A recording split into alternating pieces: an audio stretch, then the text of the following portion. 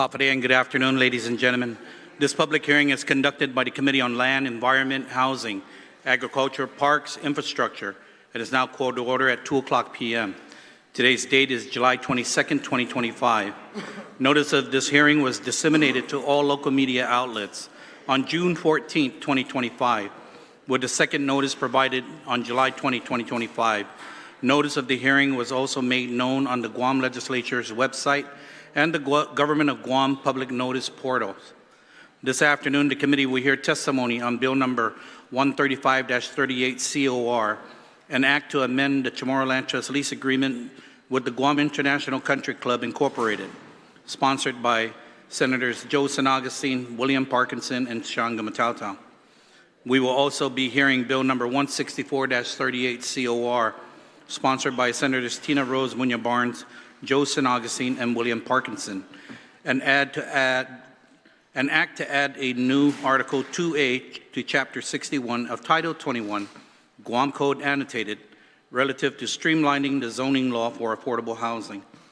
I'd like to now welcome my colleagues who are joining us here today. To my right is Senator Shawn Gumataotao, Senator Vince Borja, Senator Sabrina Salas-Montanani, Senator Joe S. San Agustin, and Senator Tello Tidley. Thank you, colleagues, for being here this afternoon and joining me in this public hearing. Before we begin, I would like to go over the general rules of conduct. Individuals testifying shall first be recognized by the chair before speaking and shall state their name for record-keeping purposes. Questions and testimony shall be confined to the substance or nature of the agenda. Personal inference as to the character or motive of any senator or any individual testifying is not permitted. The chairperson of the committee may order the removal from the hearing any member of the Legislature who fails to observe proper decorum, pursuant to the 38th Guam Legislature standing rules. A violation of this general rule of conduct will result in the removal from this hearing. We will now proceed with hearing testimony on Bill number 135-38 COR, introduced by Senator Joe S. San Agustin, William A. Parkinson, Shawn Gumataotao, an act to amend the CHAMORRO Land Trust lease agreement with the Guam International Country Club, Incorporated. And I have here to testify, if I can call the following individuals up who will be providing oral testimony. Mr. Joseph Artero Cameron for the CHAMORRO Land Trust Commission.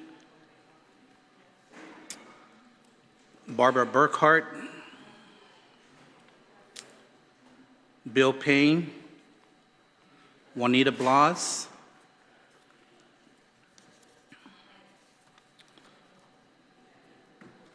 Robert Benavente.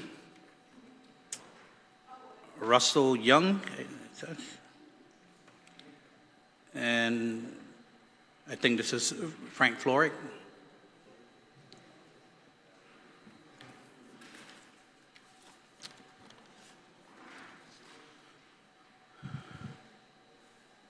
Thank you all for being here this afternoon. Mr. Cameron, we'll go ahead and start with you first, sir. And please state in your name for, no, I'm sorry. I'm going to go ahead and start with the author so that he can give his opening statement, and then we'll start with the panel. Senator San Agustin, you're recognized, sir. Good afternoon, Mr. Chairman and colleagues. Buenas to all present today, and thank you for scheduling this hearing today. As you mentioned earlier, Bill 135-38 was introduced by myself, Senator Joe S. San Agustin, along with Senator Will Parkinson and Senator Shawn Gumataotao, and is an act to amend the CHAMORRO Land Trust agreement with the Guam International Country Club, Incorporated. This is my second introduction of this measure, the first in the last term.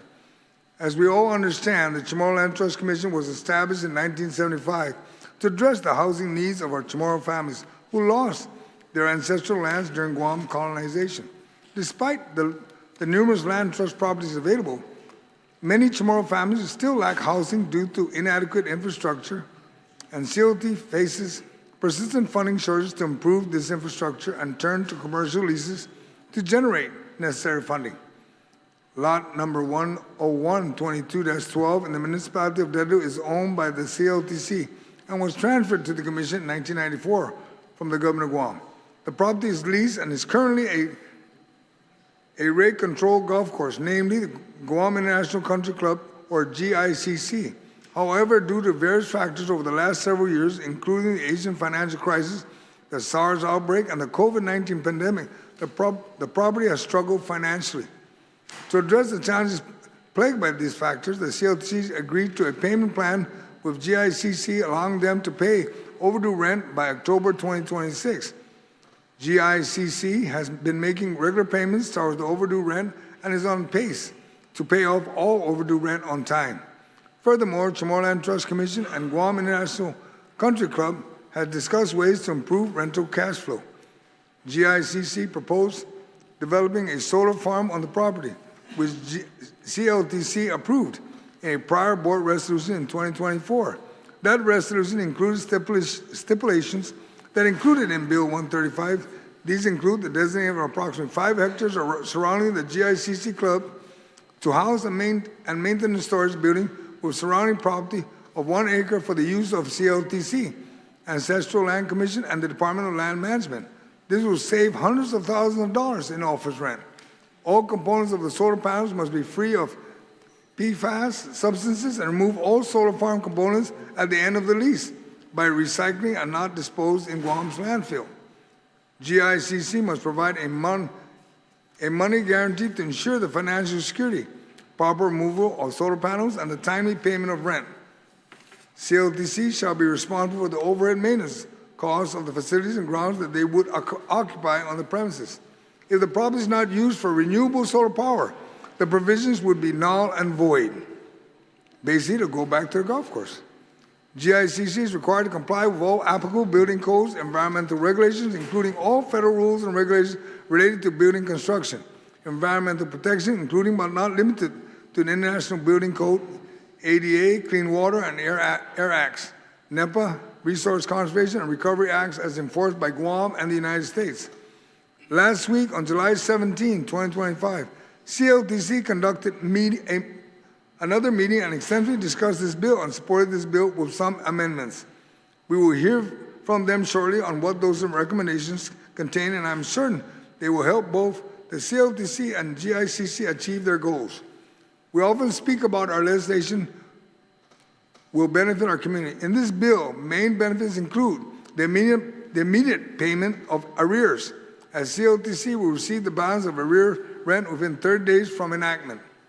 Acceleration of rent and increased escalation of rent. GICC will accelerate the payment of future rent to CLTC, increasing the rent escalation rate from 10% to 12% every 5 years, instead of collecting monthly rent. GICC will pay an accelerated rent of $4,810,318, which is the net present value of the future rent cash flow estimated at $9 million.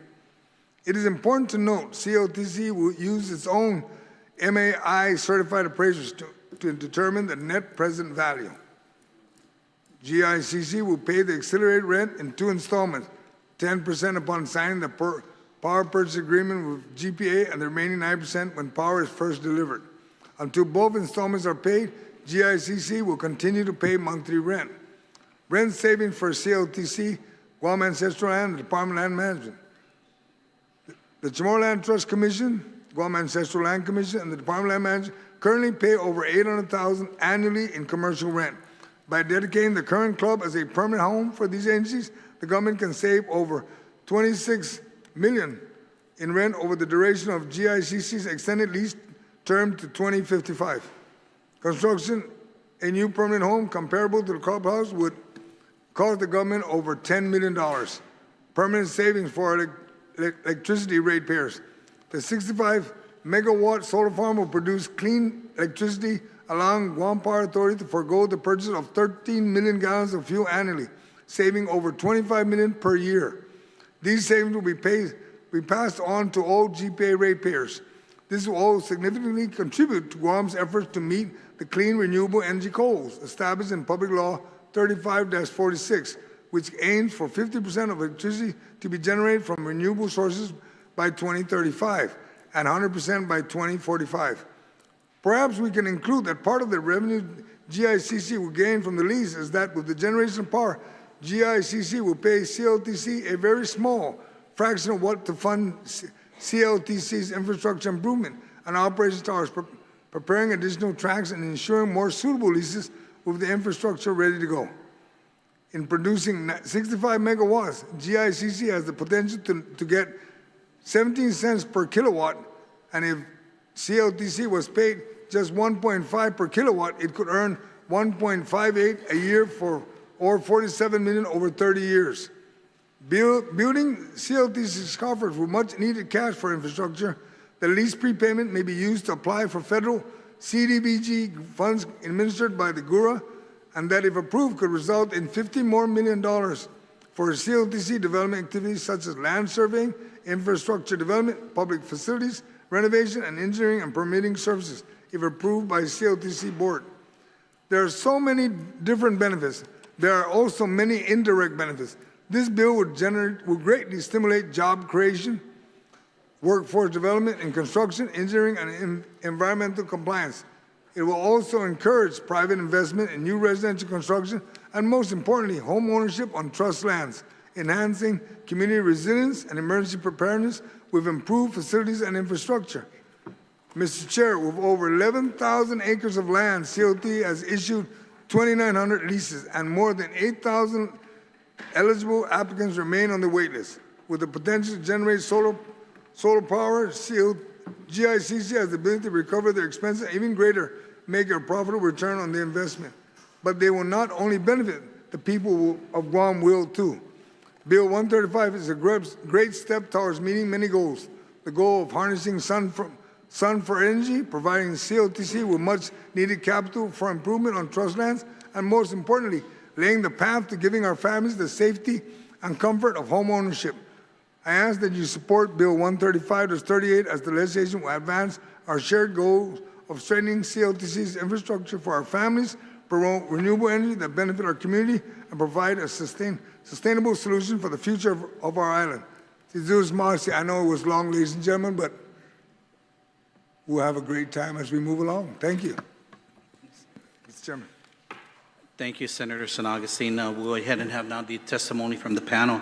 And we'll start off with, again, Mr. Cameron from the Chamorro Land Trust Commission. Thank you, sir, for being here and for your testimony. Si Deus Marci, Guaho si Joseph Flores, Artero Cameron, membro do Commission,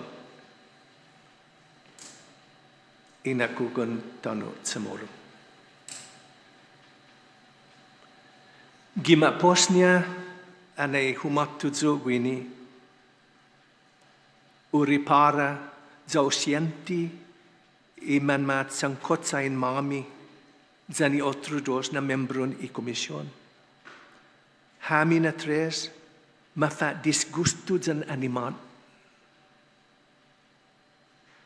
Estimanelu tiha hongi estri iman namorusia ginikita Island Guam.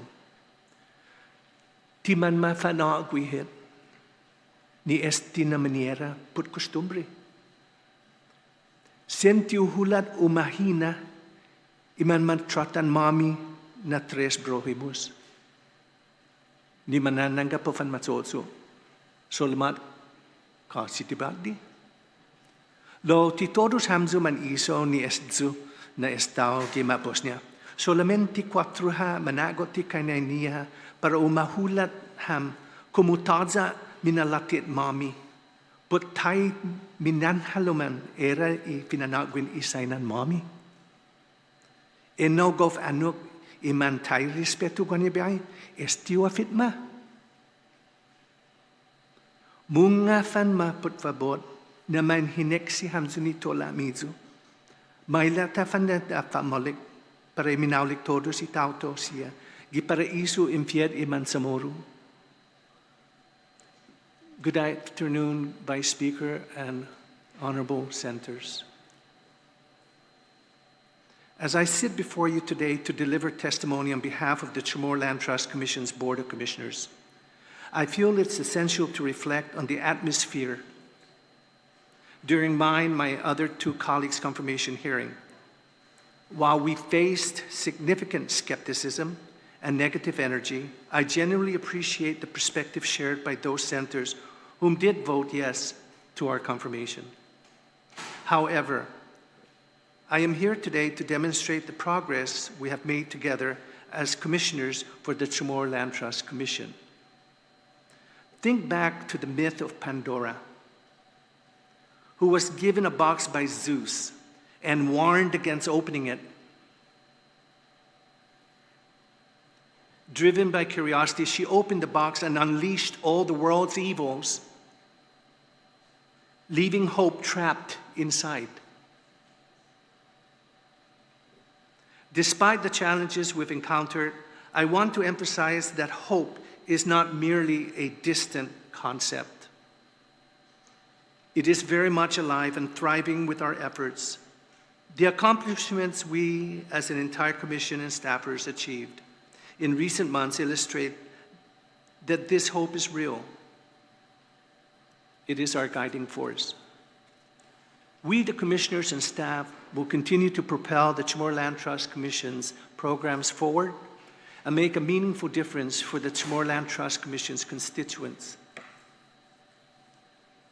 On June 17, 2025, the Chamorro Land Trust Commissioners met to discuss Bill 13538, Committee on Rules.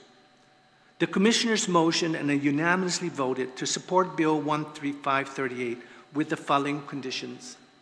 Number one, accept NPV no less than $9,500,000. Number two, amendments to the lease and proposed conditions A. Extend lease term up to January 31st, 2055. B, extension around current lease and rent escalation every 5 years starting February 1st, 2028 at 12%. C, GICC agrees to settle any outstanding rent and real property taxes by October of 2026. However, if the bill passes, there is the 30-day trigger, whichever comes first. D, 10% of the remaining lease payments will be paid within 30 days after a power purchase agreement is signed with the GPA, Guam Power Authority, to use the property for solar energy. The remaining 90% will be paid within the 30 days after solar power is first delivered to GPA under that agreement. E, real estate appraisal or appraisers to be selected by the Chamorro Land Trust Commission and paid by the leasee. F, secure a performance of surety bond naming Chamorro Land Trust Commission as the beneficiary with the amount determined later. G, if GICC cannot meet these conditions, the proposed amendments and extensions will be deemed void. Please note that during the discussions, GICC agreed to the following. Page 8, line 9, the leasee to maintain the property surrounding the property approximately 5 acres. 2, page 8, line 26, the performance bond shall be for the duration of the lease for the removal of the components. 3, page 9, line 7, strike out that Chamorro Land Trust shall maintain the grounds. 4, strike out the following A, section 1, page 2, middle of the line 6 through line 26. B, section 1, page 3, entire page. C, section 1, page 4, entire page. D, section 1, page 5, entire page. E, section 1, page 5, line 1 to line 10. F, section 4, page 10, entire section.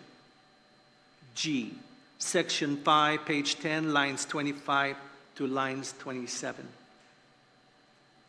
H, section 5, page 11, entire page. I, section 6, page 11, entire page. The GICC management has agreed to incorporate an environmental buffer such as fencing, landscaping, or greenery around the entire perimeter to enhance and preserve the surrounding natural environment. The board has also appointed me as its representative. This very bill we are hearing today is an excellent example of a win-win for all on Guam. We have spent many hours deliberating and discussing this bill in open meeting and during our monthly scheduled commission meeting. Lots of going back and forth to finally having our detailed negotiations, actions, and decisions to advancing the important bill forward. All these are embodied in the testimony of the company seeking to build a solar farm. The Commission has provided written testimony in support of this bill. All your questions can be answered by the fine company whom proposes to provide the solar farm. Their responses are guided by our discussions and agreements in all our hours of meetings.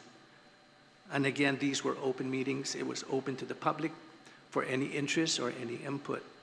But I might note that I didn't really see a lot of public input during those important meetings. I think it's critical that we, as a community, when we see something that we're not happy with or something we're happy, I think it's important that we show that effort by walking into the room with us in its infancy. I think it's important. I also forewarned the senators that, to some degree, I really believe that you've got to be careful. You're not Chamorro Land Trust Commission. You are not. We are. Be careful of the types of bills you propose. Bring us to the table. Bring the parties to the table. In that way, we can eliminate some of these misfortunes or miscommunications that we seem to feel. And it goes across the board for everybody, really. Maput esti na estaw, zangin unbiahya na humujung esti papit, pas hami gi komisyon ni dumiririhi mo na para ufaktu mo na hafa para I risutun mizu. Ada tay timaput esti zangin sinong kumbrida ham lokwe sa gaigi ipoder gi hami ni pabe na kalamtin hafa iminagov. Lo zangin la mege timan magov sempre madirihi loke mona na timan magov sa sempre manaalit gi esti na estao por ejemplo new taimano minaulek na zomubio kumutyo na tendiham maput gay minaput atanat si los prójimos yan man maktu megate mansia na henaso mambota munggan propet mo na man magufam nesti na bio lo mege gisin teklokwi humahatuk za mege tisina maigulzo ni pabio hasu todos tisya iman malofran put favor senador ti hamju I Chamorro Land Trust Commission ti put hatha lo tiu pupunta kanayo ki hadzi hamzu lo put favor. There's that saying that there's a fine line between the Organic Act of Guam, between the legislative, the judicial, and the executive branch. So when there's a type of crossover, it might seem as though certain things that we are doing, not me really, because I'm not a senator, maybe we don't know until it's tested. If whether or not some of the bills we're creating are inorganic, that's left to the courts, isn't it? I'm not a lawyer, but surely I'm not stupid about law. I've had enough, more than 40 some years running government agencies, and I realize what goes up and down, in and out, between the legislature, having served as the director for 6 governors, being chief of staff to 3 senators. This is not my first rodeo. It really isn't. It really isn't. And I just really believe that we need to start holding hands. If you have any more new ideas on the table for the Chamorro Land Trust Commission, we have limited properties to give out still. Bring us to the table. It's not unreasonable, is it? bring us to the table, please. Si Zeus Masi, si Zeus Infan Benedisi. Thank you, Mr. Cameron, for your testimony this afternoon.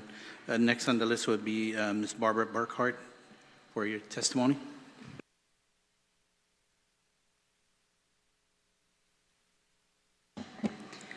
Thank you for this opportunity. And I want to say that my comments are very much in support of what Mr. Cameron just presented. If you can just state your name for the record. Oh, I'm sorry. Yes, Barbara thank you. Burkhart. Thank It's you, my ma'am. first rodeo on this. Barbara Burkhart. I'm a retired architect, and I've been on Guam for 15 years. I'm now a resident of Rebuttal, and I consider myself a low and moderate income resident. I'm very happy to be retired on Guam, very happy to be low income on Guam. What I see in this bill and what I hear in my neighborhood is very distressing. To Mr. Cameron, I would say, I support all you say, just not this property. There's 11,000 acres of CLTC land. Certainly 200 acres of it could be developed somewhere else and have all the benefits that have been represented in this bill. When I say not this land, I'm going to hold up my CHAMORRO Land Trust and Rebuttal Mayor Council exhibits. Unfortunately, there was a change in the makeup of the CHAMORRO Land Trust. So these, we follow these things. We did not know of the June 14th meeting. Otherwise, we would have been there. This first exhibit shows Marine Corps Drive, West Santa Monica Boulevard, East Sangsong Road, and Swamp Road. This is public information from Weary. It's a recently, I think the database has been put together for 5 to 10 years. It's very comprehensive. These are their colors, not my colors. The red area is the GICC property. The pink circles with black dots are 9 freshwater wells pumping on the west perimeter of the GICC property. The circles go into the Kaiser subdivision, and they go into the GICC property. These are aquifer pumping stations that draw directly from water that infiltrates from really right above and adjacent properties. If you look closely at this map, and someone can correct me, but 80% of our fresh water comes from this area. There's a huge multi-million gallon green reservoir that pressurizes the water and collects it that's right off Marine Corps Drive. These blue basins are natural ponding basins in the agricultural area that some people look at as future subdivisions. I look at as the source of 80% of our fresh water. This area to the north and northeast of GICC is a major collection point also. There are numerous wells along West Santa Monica, up on Swamp Road, up on where the East Sangsong Road turns, and on the utility access road that goes up Route 3. 80% of our water is coming from here, and a substantial amount of it is pumped directly to a multi-million gallon pressurization tank just south of GICC. So this was an exhibit that we presented to the Mayor's Council in Rebuttal and also to CLTC in November. This is my architecture, urban planning resident of this area map. When I drive along here, I see native trees. I see future habitat. I look north and I see Luta and I see the Finihi. I look to Anderson, I see the Sali. I plant trees in this area along West Santa Monica, and I look toward GICC and I see mature limestone forest, not a decorative boundary, but a substantial 30% of GICC is a mature limestone forest, which is a habitat for these animals that we deserve to have back in our neighborhoods. So in regard to Mr. Cameron's testimony, I just wanted to add this to my testimony because we did present this to the Mayor's Council and to the CLTC in November. Back to my testimony. As Mr. Cameron said, I'm actually in agreement with a lot of things. A substantial part of the bill needs to be redlined with the, what's it called, the Big Beautiful Bill that was passed and signed July 4th by our president, and the rescission bill that was passed by our Congress last week in the US. About at least half of what's contained in the bill has been redlined. There is no CDBG grants. If they have been funded, the rescission bill X'd it out. I don't know what GURA is going to do in the past, they operated from the CDBG funding. If Congress has now X'd it out and they're on path with Project 2025 to get rid of HUD, you know, what is GURA? What is CDBG? So anything in the bill that references that is, you know, moot. It's not relevant anymore.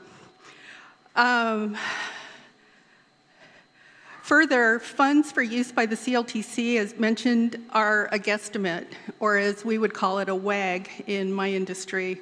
Evaluation of the project needs to be completed. We ask that, as residents, that the valuation include the decreased value in adjacent residential property. We have conservatively estimated a decreased value of residential property of 1% to be $36,500,000. That is based on 20% of homes within a half mile of the proposed solar farm, or 1,000 homes having a decrease in their value. There is a documented loss in residential value from between 1 to 15% in real estate valuation comps adjacent to solar farms. There is a fair use reason why industrial property, such as a solar farm, are typically not located next to residential areas. Last, the final page of the bill addresses the solar farm primarily. The incentive for the developer, who is not the current golf course operator, to push this bill as the energy tax credits program is set to expire. A last gasp has been given by the Trump administration to traditional conservative investors who benefit from this programming. Bypassing permits, public review, and testimony to benefit a few and not the low and moderate income residents of Dedado is not a reason to approve this bill. I thank you for your time, and oh, sure. And here's, again, I used to be an architect. This is what we do to property. We go property line to property line. We clear it with a bulldozer. And everybody knows what this parcel is because you passed it on Marine Corps Drive, coming in from Zigo and Dedado. It's on the right. We had a full view for the first time of the power plant. It's kind of hidden right now because the land has grown up.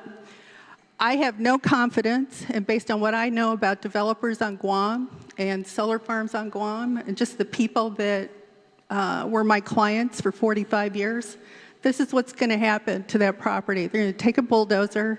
Once you pull down a mature tree that's been there 70, 80 years, it's gone. And this is what happens. You know, you can oopsie. You know, what do I have to do? Bring all my friends and tie myself to a tree to keep the trees from coming down that you promised not to, you know, you promised not to cut down, you promised not to bulldoze. Anyway, thank you, Van. He said, show him this photo. This is what I do. This is what I used to do. I don't do this anymore. And I ask you to conserve this property for recreation and for birds and bats. Thank you. Thank you, Ms. Burkhardt. And we can just have your testimony. If you can just email it or submit it in that you just read today. Well, we really appreciate that. Thank you. Thank you, ma'am. Mr. Bill Payne, sir, you're recognized. Good afternoon, Senators. Good afternoon, my fellow citizens of Guam. I'm William Payne. I'm a private citizen, and I'm here to testify against Bill 135. Simply put, I am part of that generation that fought to build that golf course for the kids and the future of Guam. It is a golf course. Why are we destroying a public facility that's built for the people? Put the solar panels out on the other areas. Why contaminate the area again? You people complain about contamination with the fertilizer a long time ago. Now is the solar panel is not contaminated. What else do you want to know? But that golf course was built for the sake of the people of Guam and the kids and its future. It's for them to use as a recreational area. Us, Manomko, now we need that. You know how much the green fee now on the Korean-owned golf courses? $65. No practice, no putting, no nothing. And you expect a kid to go pay $65? You know how much GCC was charging when he was running the right way? $18. $18 for the kids to go practice and learn the game. What's so hard to understand about GICC? It's a recreational designated place as a municipal golf course for the people of Guam. Why don't you, senators, get together and improve the land trust function? If you were a landlord, would you not kick that tenant out already and collect the money that they owe you? Why are you prolonging the pain and the suffering? No pain, no gain, right? What's the point? Está más de 4 años que me napasé a kilid, siga mo na matsonik sa wagan interesado. Penitsu me digi lugar, the money from magunda pa fandokandu, ikasada, is mga pinam dito na madudulok siya no. Ice and marijuana ang todo. Hafan is sumimidro. Pangaya siya gatsum, pura salapi taaso. Taza pa mitang itauto. Hafan mo na bagong potogwe. As an example, we have a professional golfer in the States that started his life golfing career in Guam, Norman Young. He's playing in the pros right now. We have kids over there trying to make it too. And they start over here. Where are women on Cuba going to play next? Alam tano? Sa Pensili is lape, dafa 41 million galong CHAMORRO land trust, dafa mamaygua. Matu si Lulu talaga na got a new plan. Plan for what? She's on her way out. But don't destroy that facility for the kids. And the future of us is municipal golf course. Why are you changing it to solar panel? Okay? Basta migatsum. Help us maintain and keep that structure there. Terminate the lease. Take them to court and do what you need to do. But the CHAMORRO Land Trust has got to put a bid out and see who's interested. There's people out there that's interested in building that golf course back to the way it was. I was one of those people who pushed for that golf course with all these older people here. For the kids, not for us. And now you're going to destroy it because you want to be famous and rich? It's all under the table. Bastang bigatsong ibabaryas. Admit that. This is so fast. No notice. We're here 24 hours to testify. protect the golf course, improve the CHAMORRO Land Trust, improve the management, establish the real people in the CHAMORRO Land Trust that can run the system and they cannot run it. Talk to Parks and Rec. That's part of their jurisdiction, recreational. But you have to build the right core people into the CHAMORRO Land Trust to monitor it, to inspect it, make sure everything is kept up. That has failed tremendously. Look at the raceway. Same problem. Kwanto na leksyon pa mga mafadlaw, gweza panliit. Paba matanizo dalay. Timan batsitan ni manamkot. Iman hobin man batsit. At maliliit tabiya. Ti matsatsagit, ti mapapatsa. Hamdus taman, naong hamdus. Naong musta. Leputei lugar pa ifamaguon.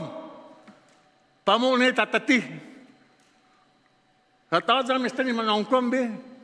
Kimigayam tetinas. We built that for the kids, for the municipal, for the people of Guam. It's a recreational area designated as golf course, not solar panel course. Do it somewhere else, man. Bula. There's plenty of CHAMORRO Land Trust land. GPS got plenty solar panels.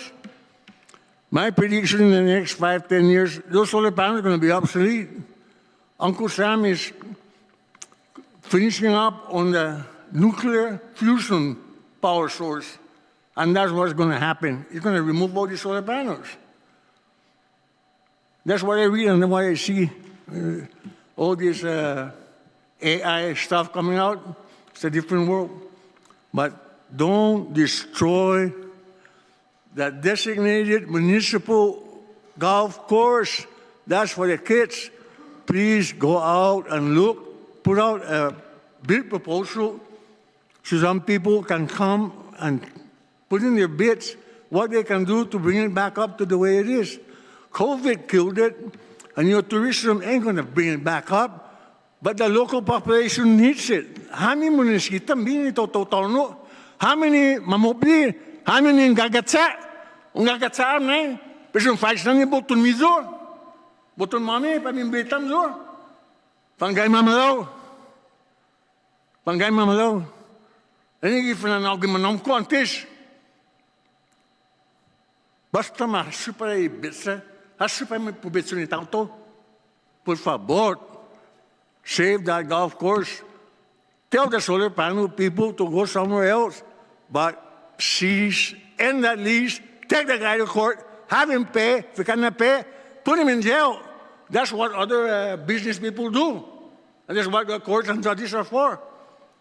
Why are you going to keep prolonging the agony of dragging it forward? Why? Because he's an investor. If that guy gets what he wants, maybe in 5 years, he'll do something else and sell the lease. And what are you going to do to him? Bye-bye. He's gone. Right now is the time to decide. Save that golf course. Try something else, man. Dami. Pura may bulan kita no sa mga totoo CHAMORRO. Bulan kita no sa mga CHAMORRO mamalatid. Luta na selbi di nansi na banda. Na selbi pa bubetso ni tauto sa ni pamaguun. Basta ni bubetso sa nizong. Por favor, gatsong. Dale. Haso. Thank you very much. Thank you, Mr. Payne, for your testimony. Next, we have Ms. Juanita Blas for your testimony, ma'am. Thank you. Hafade, for the record, Juanita Blas. And I come to you as a resident of Dededo, longtime resident, mother and grandmother and guardian of children between the ages of 8 and 33. It's pretty amazing the journey that we've had to get to in front of you guys. We have been following. The people have come up and spoken. We've gone to the CLTC. We've gone to the Mayor's Council. It's not that the people are not coming forward. It's just that They keep making different venues for this to come up in. And so I just want to say that, you know, the loss of a recreational facility in the middle of Dededo is not acceptable. There are existing endangered and native species that are calling that golf course home. There's videos and record and scientific documents tracking these wonderful creatures.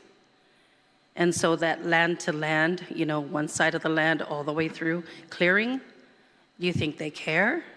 Have they done anything to protect those species up until this point? No. What I've heard is they're actually draining the ponds. And then, you know, what happens to our moorhen, duck, that happens to be living in there? They're doing it intentionally. So are these the people you really want to do business with? Legislative power shouldn't be to overrun what is trying to get done in the community. We have been speaking out. And if the legislature is being used so that this thing gets pushed faster, shame. For shame, whoever did this. Because Chamorro Land Trust should have been the deciding factor, from what I understand. The papers reported that between 20 and 45,000 people are going to be moving to Guam. Dededo, in that block, right there on Santa Monica Boulevard, right where my organization sits in Kaiser, is the most populated and dense 3 tracts of low-income families.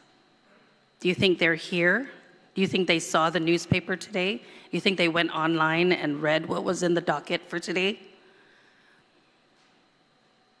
They don't know that this land is being proposed for a solar farm. And if they do, they actually believe that that benefit of a solar farm is going to directly impact their power bill. There's no assurance of that. The green spaces we have are insufficient as it is. And our organization, me personally, have dedicated and volunteered so many hours to recreating habitat, limestone forest habitat. This is not just habitat. It's not just, okay, we cleared that huge area across from the Micronesia Mall, but look, it's growing back. That's secondary forest. That's not our native trees. The centennial duk-duk trees that were growing in there are not coming back. They've been cleared. Tongan is growing back. Swordgrass.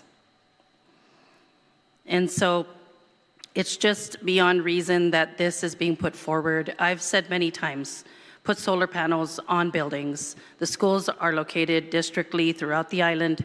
There's plenty of rooftops that are government controlled.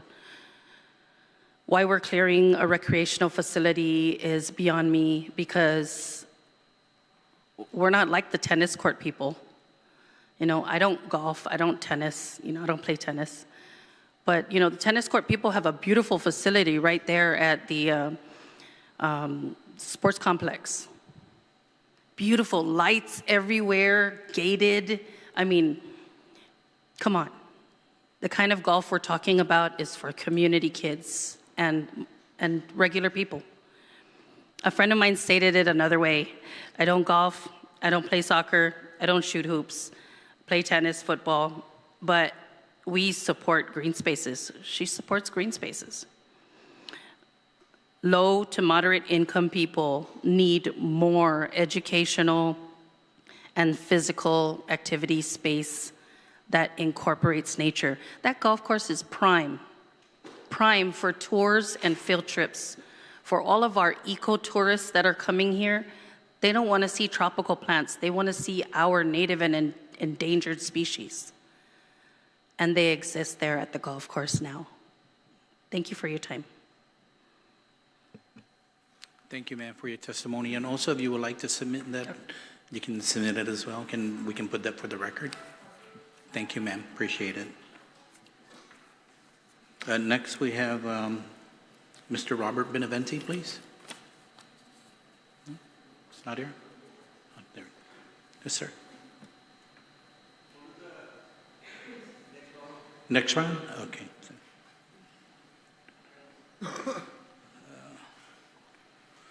Former Mayor Sabaris, ma'am? You didn't check it? Okay. Mr. Van Shelley, you can come up as well, sir.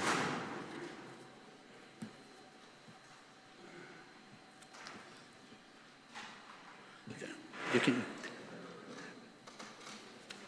Okay, sir, you can go ahead and just state your name for the record. Madam Mayor, would go ahead and just finish off these two gentlemen. Yes. Just state your name for the record, and then you may begin your testimony. My name is Russell Young. I'm a golf course superintendent, and I've been on Guam for 33 years. And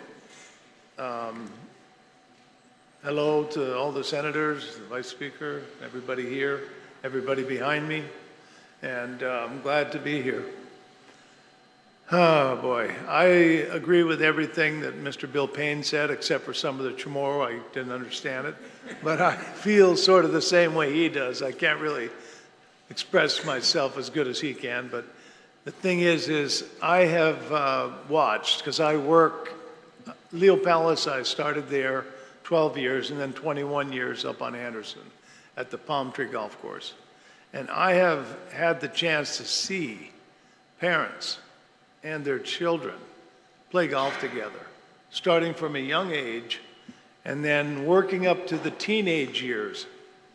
And my kids as well. I was lucky enough to work at a golf course, so I was able to spend time with them on the golf course. And the golf course is a different sort of sport because it's one where you can actually, the dad and the son can play together. The mother and the daughter can play together. And those times when your kids start to stray away from you, you know, you can do things like golf together. And it's such a wonderful thing to see it. And I've seen it. Like I said, I've been here 33 years, and I've seen kids grow up in junior golf. And I've taught junior golf. And I've been involved in seeing the relationships between the children and the parents and stay close together during those times and be together and do something together. Now, back to the infrastructure and all the money and the dream of having a house. I wish that for everyone, every family. But I just don't want to see the golf course be the one that has to go away to maybe see some of that happen. You know, the building there that they're talking about occupying is really mold. The mold abatement in there would just be massive because the whole place has just been sitting for years with no activity in it. I've been in there. And I also want to correct something that was, I've been to 4 different meetings, and this is my first chance that I've had to say anything. One time, one of the representatives from GICC said, oh, Russell Young has nothing to do with the golf course. Well, I live 5 minutes from GICC. And they had hired me almost for 10 years because they didn't have a certified pesticide licensed person working there. So they had hired me just to oversee their pesticide program. So I dealt with EPA, dealt with all the agencies, and dealt with anybody that had any interest in looking at the Guam International Country Club. And I can also say that the whole time that I was involved there, we were tested quarterly. And we never had any tests that were negative, or meaning a hit, you know, where they found something in the water. And they also tested all the wells to see if GICC was contaminated in any of the wells. And we never had any hits. And since I was helping there, we used a lot of biological controls and all kinds of different things to minimize the pesticide usage. Even at Leo Palace, we did the same thing over time. And even at Palm Tree Golf Course. And at GICC, we quit fertilizing the fairways so that we were eliminating the amount of nitrates going into the soil. And we also only fertilized the greens, and that was with just a slight amount of fertilizer because we were using the paspalum grass, and it doesn't require much nitrogen. And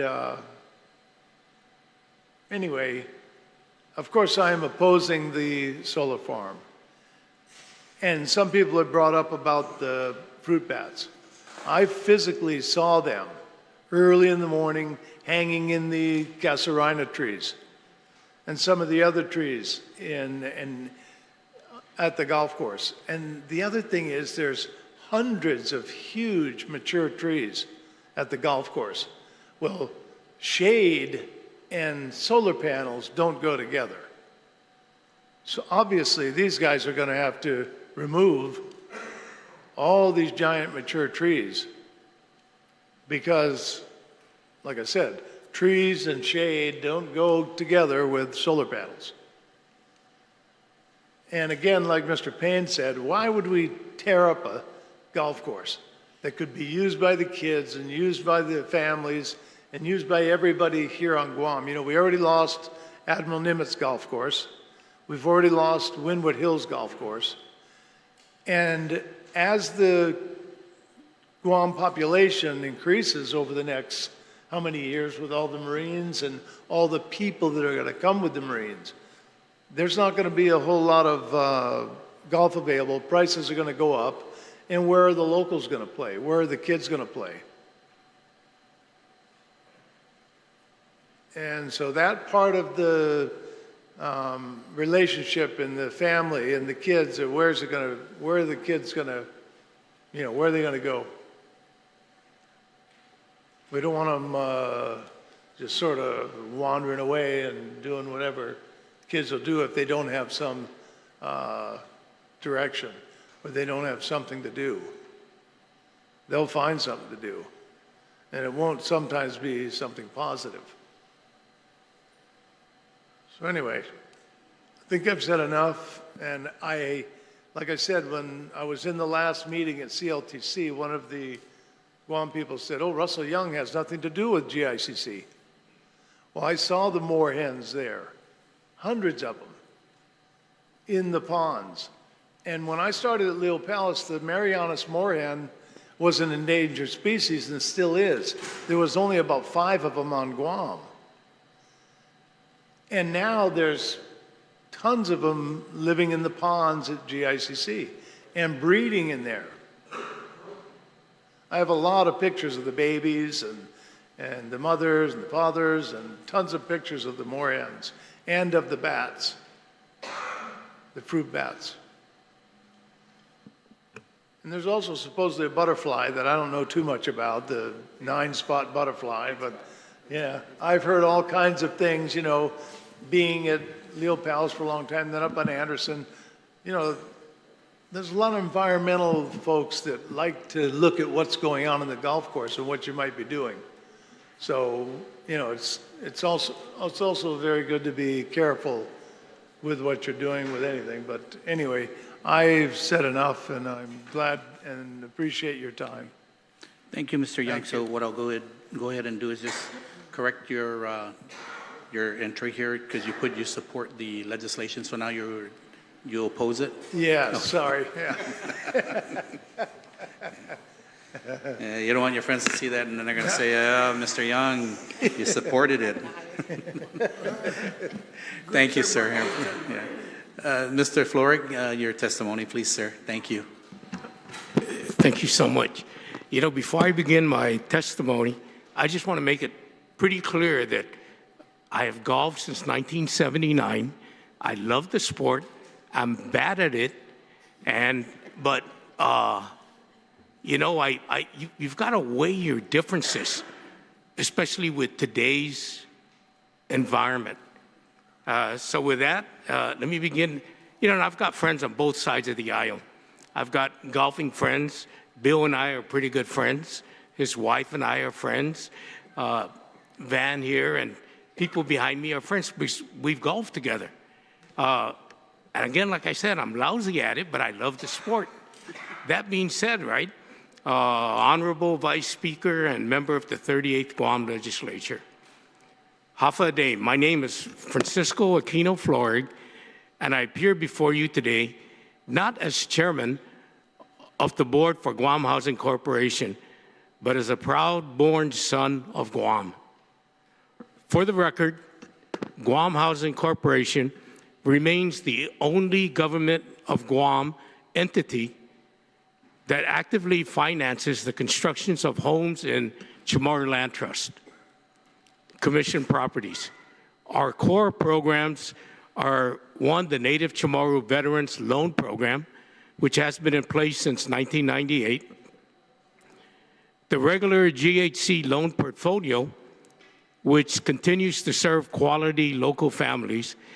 And I think most recently, I know we've engaged with CLTC, and through our collaboration, we're working at launching a USDA-backed loan program to further financial opportunities for current persons that own or not own but have leased residential properties on Chamorro Land Trust that don't have infrastructure going into their property, which stops them from building.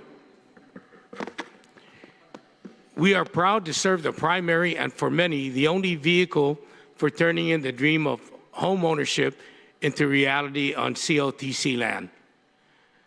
However, despite the availability of these financing programs, the greater barrier faces thousands of these families is the lack of basic infrastructure, roads, water, power, and sewage access.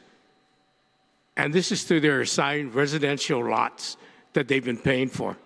Without these essential utilities, no amount of financing will result in completing a home. A lot of them are homeless. A lot of them are living with family members, just trying to make that move to build on Chamorro Land Trust property, which was the intent of the property to begin with. I think the program was for residential. This measure seeks, it is for this reason that I stand in strong support of Bill 135-38. The measure seeks to responsibly utilize certain CLTC lands for a solar energy project that will generate substantial revenue. More importantly, the bill provides a mechanism to reinvest these funds to the infrastructure that is critically needed to active, undeveloped CTLC residential subdivisions. This initiative represents more than just a renewable energy project. It's a long overdue strategic investment in Guam's housing future. By establishing the foundational infrastructure, we empower generations of Chamorro families to build not only homes, but also stability, equity, and opportunity. It is my belief that Guam Housing Corporation Board of Directors will fully support this effort and stand ready to work with CLTC and other agencies to ensure that once infrastructure is in place, we can expand our mission of financing home ownerships and opportunities for our people. Before I close, I would also like to offer a brief personal clarification. In addition to my role at Guam Housing Corporation, in the past, I served as Vice President of Guam Junior Golf Academy. And though today I am not an active senior golfer because of my limited time, I can say based on my involvement with the sport that I can affirm that the proposed solar project under Bill 135-38 will not negatively affect and impact the junior or senior golf communities. Junior golfers, to my knowledge, do not frequently play at the Guam International Country Club. And maybe they have. It's been a while since I've I've been involved. They prefer venues like the finest golf courses and other fine establishment courses on Guam. As a senior golfer, and when I get the opportunity to play, I can say without doubt that there are several of Guam's excellent golf courses available to local golfers with also local discounts and what they also call moonlight hours discounts. Simply put, we have enough golf courses on Guam today, as opposed to 25 or 30 years ago, to enjoy the sport without concern that this solar initiative will displace or disrupt golfing activities. From my perspective, I support this bill for the good of families that are afforded the opportunity to build a structural foundation on CLTC properties for their families. I respectfully urge this legislative body to act favorably on Bill 135-38. This measure represents a responsible, forward-looking solution to one of the most pressing challenges facing our islands, and that's affordable housing. We have a lot, like I said, rental residential properties out there right now with CHAMORRO Land Trust that don't have infrastructures going in there. We need to find the money to have this thing done so families can start building in there. And I personally think they're the endangered species, because they've got a piece of property that they're paying $1 a year for, and they can't build on it because the government can't find the money to get this going. Thank you for the opportunity to provide testimony in support of Bill 135-38. Thank you. Thank you, Mr. Florek, for your testimony this afternoon. Madam Mayor, I'll recognize you for your testimony, ma'am. Okay. Thank you. Okay. Thank you, Vice Speaker Ada, for chairing this public hearing today. I am Melissa Savares, a resident of Dedido and former mayor. Back in June of 2024, we actually did have 2 public hearings regarding a previous bill for this same property, for the same project. And of course, during that time, our Municipal Planning Council heard many testimonies of many young CHAMORRO Land Trust lessees that are applicants who are waiting for their time to receive a lease from the CHAMORRO Land Trust Commission for properties, for residential properties. As we know, during that time, we have the mayor's offices, not just Dedido, but Jigo, Manilao, Hagat. We have issues with residents on CHAMORRO Land Trust because they have the leases, they're on the properties, and zero infrastructure. They don't even have running water. So the water bills in our government facilities are well over $2,000 a month because we're providing utilities, at least water, where they come and get water with their tunkies, and then they bring it so that they can live on the property that they were given a lease for. That, during those public hearings back in June, of course, and under Municipal Planning Council meeting, we saw the need. We saw the need because this solar farm would pay CHAMORRO Land Trust and actually pay for the infrastructure where there is no infrastructure and people are living. And so that we saw that it was greatly needed. And we, of course, we had at the time 12 members vote in favor of the previous bill, and 1 who was a golfer also, but also CHAMORRO, he was opposed, and it reflected on our resolution that we actually sent back in June of 2024 to the CHAMORRO Land Trust as well as the legislature.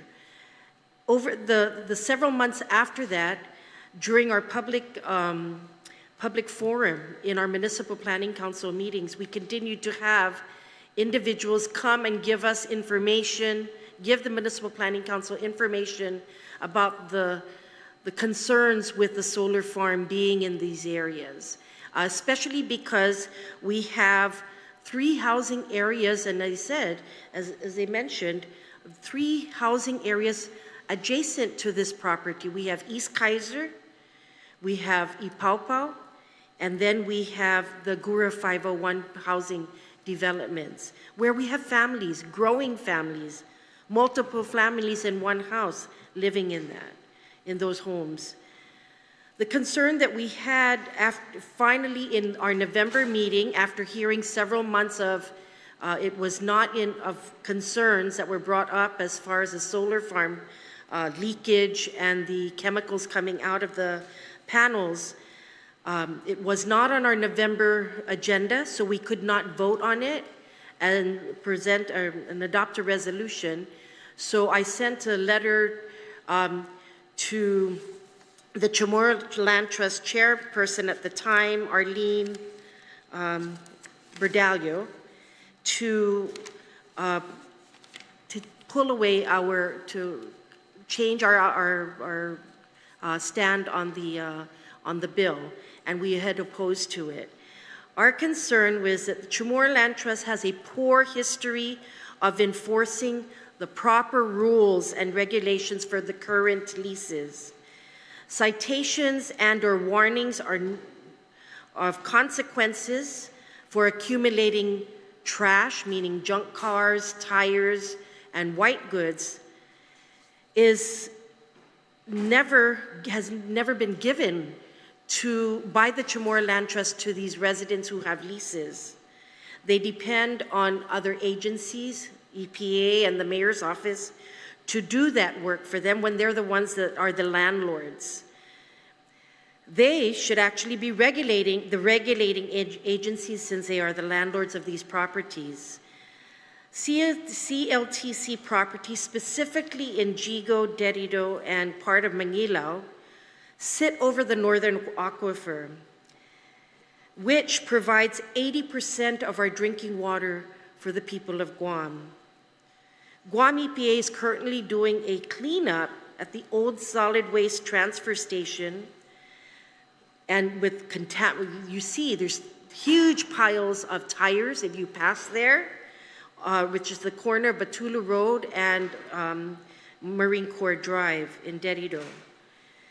As they continue, that is going to be their new headquarters, but they can't do any construction until they clean up even the contaminated soil that's in that property. So if we talk about the infrastructure, the aquifer is really the critical point here. This property at the GICC property is over the aquifer. I understand the need for more land for residential leases, but let's clean up those that are not following the law, the rules of Chamorro Land Trust, evict them, because I can tell you of several properties where the entire property is filled with vehicles. The corners of Nevermind Road, drive down Chamorro Land Trust, Swamp Road, Hahasu Road, and during dengue, at the beginning of 2019, we removed over 400 cars out of Swamp Road and Nevermind Road, and then over 8,000 tires. Are we growing tires and cars on Chamorro Land Trust property? We should be growing our food and not having to bring it in on these Matson ships, because we're supposed to be sustaining ourselves, right? Why are we filling our shelves with things that are imported when we can be growing it here, raising our own livestock? And we have groups that do that. The farmers co-ops and the farmers organizations are great at what they do, but there's not enough land because there's more cars and tires being grown on Chamorro Land Trust properties. There are several farms that are on Chamorro Land Trust properties that are doing wonders for our island. But we need to really reflect and go back to what are the rules, clean those things up, and then we'll put those that are waiting for their leases to build their homes on these properties and put the infrastructure in there. We do need the residential areas, especially for those that have been waiting for over 30 years. The solution is to get strict with the current residential and agricultural leases, and make use of those properties for what it originally is intended to be used for. The CLT, as I mentioned, is not enforcing their own rules on these properties. By doing this, it will open more properties for those on the waiting list. Should a solar farm be constructed on the CLTC property, the GICC location is surrounded by the residential units that I had mentioned. Studies in the University of California have shown that there are some health disadvantages of living near a solar farm because the people's exposure to electromagnetic field, EMF, have long-term exposure can increase the risk of cancer to the nearby residents. This evidence was provided in a previous public hearing held in Derido in June and November of 2024. Another concern is the water runoffs from the solar panels. The chemicals from these panels will contaminate the soil, again, compromising our most precious northern aquifer. The Guam International Country Club has been a facility to train junior golfers for many years. Other island golfers have agreed in June 2024 to allow the junior golf groups to use their facilities. However, the times that are needed for the students for after school hours and on weekends are already committed to our tourist and other golf groups. The junior golf has elevated many young golf students to achieve college scholarships and opportunities in international and Olympics competitions throughout our region. This past school year, Father Duenas Memorial High School received a college scholarship to attend a university in the mainland. And there are many students before him that received scholarships such as that. I am not a golfer, but I am a resident of Derido that drinks water from the taps and our natural resources. I want to protect our aquifer and the drinking water of our people. Thank you. Thank you, Ms. Zavars. Mr. Van Shelley?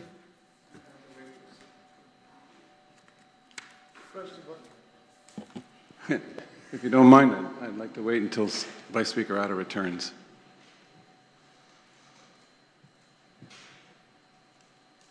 I think he just went to get water, correct?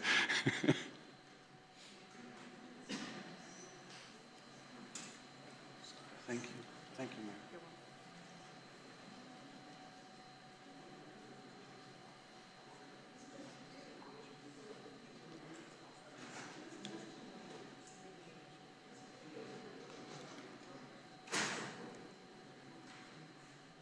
Russell, can you see if Speaker Otta's out there? Can you see if Speaker Otta's right outside just getting water?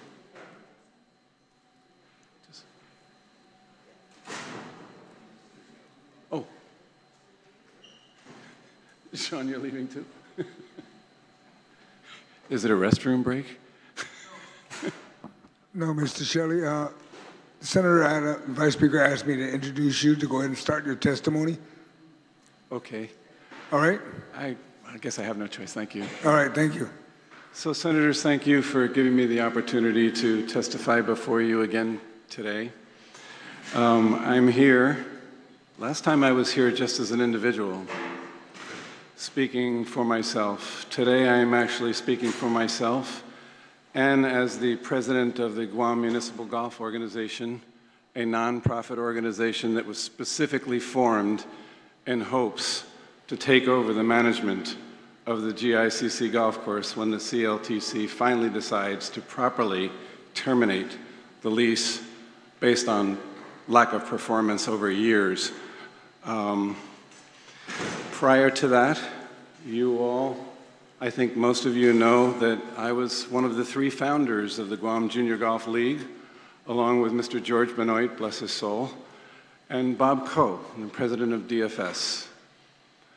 That organization was formed when my own children, who were young at the time, I hate to admit it, now 42 and 41 years old, had an interest in learning how to play golf, and I discovered that there really was no junior golf program for them to be taught. The Junior Golf League was so successful that we had to expand and add the Junior Golf Academy because we had too many students for one single organization to teach these children. I want to tell you that we had hundreds of children go through our junior golf program. And as I said back then to the people of Guam, the beauty of golf, learning junior golf in Guam, is that they can learn 12 months a year, that they don't have to be 6'3", 250 pounds to get a scholarship. Justin Thomas is a 5'2" player, I believe, that drives the ball over 300 yards. So you don't have to be some huge individual in order to attain a golf scholarship. And this was for both boys and girls. So we saved thousands of dollars in Guam families in student fees to attend school through scholarships. And back then, I really came here to talk to you about the need to save our municipal golf course for junior golf. Now, having had the opportunity to learn more and more from legal counsel representing the Virgin Islands and Puerto Rico, also fighting solar farms for similar reasons, I'm here to fight more so for the homeowners in the surrounding area and for the safety of our waterlands that you've all been hearing testimony about. So I'm going to try not to be redundant of things that have already been testified for you. I know time is important, and I'll try to skip through where I can. But I'll start by saying that back in the beginning, GICC, the management claimed that they couldn't pay the rent because there was too many golf courses on Guam. And Senator Joanne Brown mentioned quite correctly that they were mismanaging this golf course pre-COVID. Before there was any issue with tourism, they were not performing. And as a member of the Guam Senior Golf Association, I can tell you that we formally submitted numerous complaints about their failure to manage this golf course properly. And if truly there was too many golf courses on Guam, even today with no tourists, if that's the case, why is CCP so successful? Why do they average 120 packs on weekdays and 180 on weekends? Why do they not even want to hold golf tournaments because they don't want to discount the registration fees to play? It's because they've maintained that golf course and it is in really, really good condition. Then the consultant for the GICC testified in the last Senate legislative hearing that if the bill didn't pass, they would continue to manage the golf course. Well, among the other things that they have stated that they would do that was completely untrue, that was another one. What they actually did was sell all of their golf course equipment so they couldn't maintain this golf course if they wanted to. And I believe now the plan has developed so that they just say, okay, we're not going to refurbish this golf course so it doesn't become financially viable to do so. So in the end, they win in the long run because it's too expensive to try to recover this golf course because they're just letting it grow unabated. So, during the last legislative hearing, the management of GICC and their consultants also testified in violation of Guam law. The law states that if you're supporting a bill, you have to financially declare the benefits that the financial benefits that you will achieve if a result of this bill passing. None of them did that. And I encourage you to strongly force them to do so so we find out what's really going on with why they're pushing this bill to get passed. If it smells rotten, trust what you smell.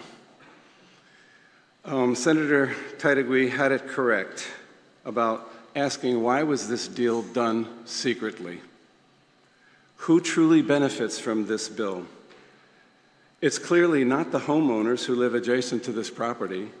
You've already heard they'll suffer not only from increased heat exposure on a daily basis from these solar panels, but they'll also incur a substantial loss in the value of their homes and land, which has been statistically proven. A large portion of the housing, you've also heard, is Gura housing, and I'm guessing many of them don't have air conditioning. Even if they did, who's going to pay the likely 500% plus increase in power they will need to pay just to live comfortably? It's just not the CHAMORRO way to harm one sector of our population for the benefit of a select few. And when I say a select few, it's those investors that are lining their pockets so they can collect a 30% cash rebate after 1 year of operation and then flip the company just like the Manilao property was done and just like the Telefofo property was done. Again, Senator Tadegui had it correct. Assuming a solar farm was a valid concept, why then, for this property, which we don't believe it is, the CLTC never bothered to put out an RFP proposal for this property? How do they know you're getting the best deal if this was all secretly done and no one ever was able to offer an alternative? Maybe they're not getting the most amount of money they should. Maybe they should be getting more money, but we don't know because this was all done for the most part under the table for several years. Nobody even knew about it. It was only when I happened to discover it that I said, I need to testify against this legislation. Because the public needs to know that if in fact this bill were to pass, it went through honestly and that nobody has any second questions about whether or not it was done correctly. And it was done to assume that we get the best value for this land. That's assuming that a solar farm over this land is feasible, which I don't believe it is because of the hazards to the water and the housing area, which I'll address. There has not been an environmental impact study. Senators, I urge you, at a minimum, to not even entertain this bill until an environmental impact study is fully complete. At the moment, we're aware, as you know, of at least 3 endangered species there on the course that call GIC their home. And I've also been aware from the environmentalists that there are trees and plants that are native to Guam, also endangered, that will also be killed if this solar farm is built there. The proponents of this bill want to tell you the solar panels are completely safe. Well, I've attached, you don't have to read it now, it's quite extensive, but this is a PowerPoint presentation which was presented by Dr. Richard G. Geyer, PhD, a specialist in energy consulting. And if in fact the panels are not toxic, as they said, well, they in fact are. And I just want to read you one page of this PowerPoint presentation. Environmental hazards, photovoltaic solar panels. One of the largest environmental impacts of solar energy systems comes in the manufacture and eventual disposal. Photovoltaics require a host of harmful materials in their construction. Even benign silicone is doped with arsenic and other toxins. If destroyed in hostile weather conditions, which it will be in Guam, the toxic nanoparticles can cause toxic pollution in soils and enter the food chain through plant osmosis. For massive solar farms installed over agricultural lands, this can be a very serious issue. Here they're talking about osmosis through plants. We're talking about sitting right over the top of our primary waterlands with non-biodegradable hazardous poisons.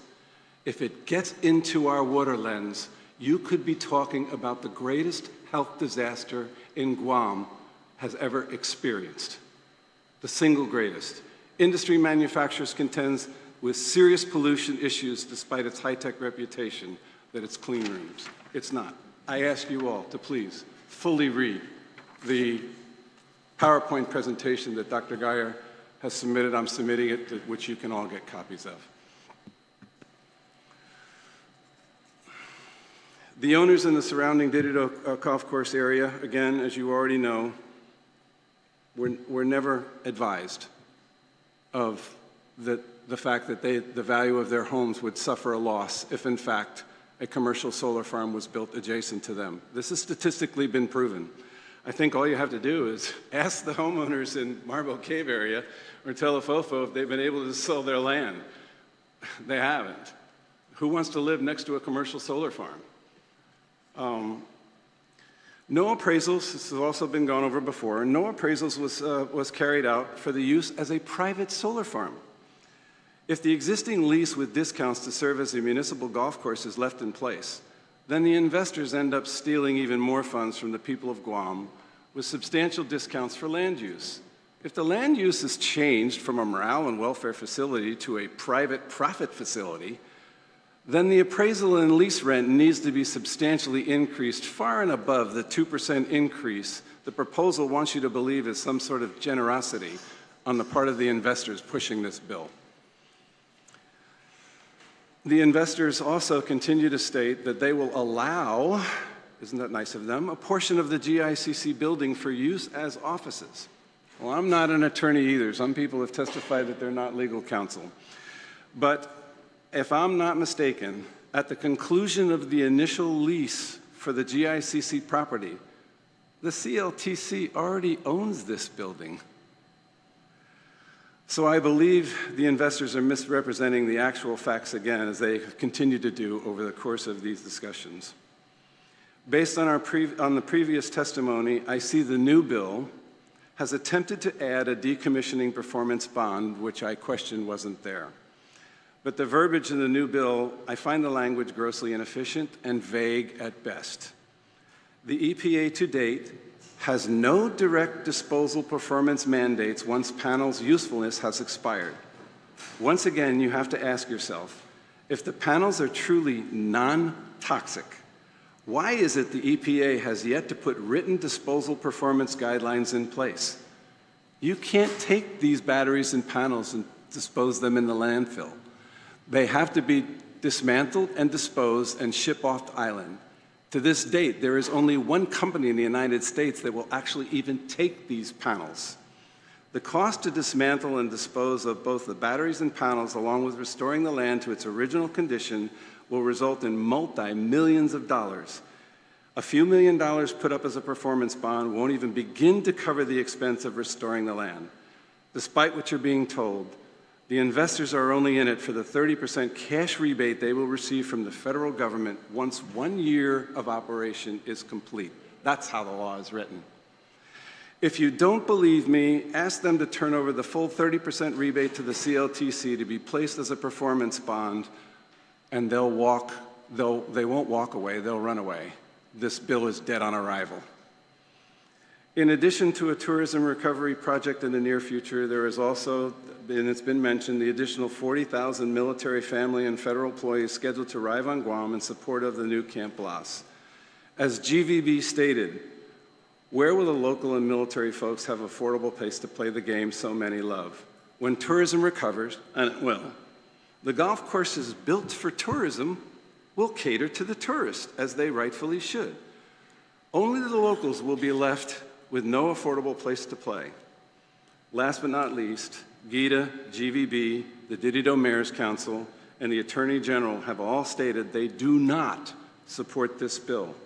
We ask that you please listen to them and not support the GICC bill to convert it to a solar farm. Now, it's come to my attention that I have to ask each of those organizations to resubmit their objection to the solar farm because it's a new bill, and therefore their letters are not in the file. Again, I've skipped through most of my testimony. You can read through it, but there's no amount of words I can tell you that can describe how junior golf has impacted this community. If you go around this community and you look at many of the young managers and supervisors and companies around this island, I guarantee you a large portion of them were junior golfers. That's where they learned their ethics, that's where they learned their integrity, that's where they learned their maturity, that's where they learned their honesty, that's where they learned how to be good corporate citizens and good human beings. and there's no amount of money that can replace a viable junior golf program. Contrary to the testimony you've heard before you today, there is no other venue. When we lost the Admiral Nimitz Golf Course, we lost the true municipal golf course. And Speaker Blas, he asked me for assistance in submitting a white paper to the Economic Adjustment Committee. That's a new DoD committee that was formed because a lot of the military personnel say there's not enough to do on Guam, and they want to find ways to enhance why people should want to take a tour of duty in Guam. And I helped draft that white paper, and I used the Admiral Nimitz Golf Course as our example. And I said, what we basically want to do is we want to re-engineer Admiral Nimitz Golf Course. One of the single biggest reasons that the community back when Admiral Nimitz was here truly enjoyed the military being here was the fact that all of us as individual private citizens were allowed to play on a military golf course at military rates. Now what we want to do is re-engineer it and reverse it and say, guess what, military? Now we have our public golf course that we're going to make available to you with all the increased military personnel coming so that golf can be affordable not just for them, but for our Guam public. I encourage you in the strongest terms not to listen to the noise you're going to hear about why it's such a great deal. As Senator San Agustin testified when in his opening comments, that the CLTC has 11,000 acres of land. All we're saying, none of the golfing community is against the solar farm if you believe that's the answer. But none of us are saying that we don't want solar farms. What we're saying is we don't want a solar farm in a residential area over our waterlands and at the expense of a Guam municipal golf course. That's all we're saying. Ask the CLTC to say, give them 200 acres somewhere else and tell them you want the same deal. Give us $9 million in upfront rent, we'll give you the 200 acres, and everybody walks away happy. That's the true win-win scenario. Let's cut this out and put this issue to rest once and for all. Again, we formed the Guam Municipal Golf Organization specifically because I got tired of hearing that this was supposedly a white man's elite sport when you know, the people that said it had no idea of my involvement in the extent of junior golf and how many locals we actually taught this game and helped build their careers. And that's what I'm here to try to do again.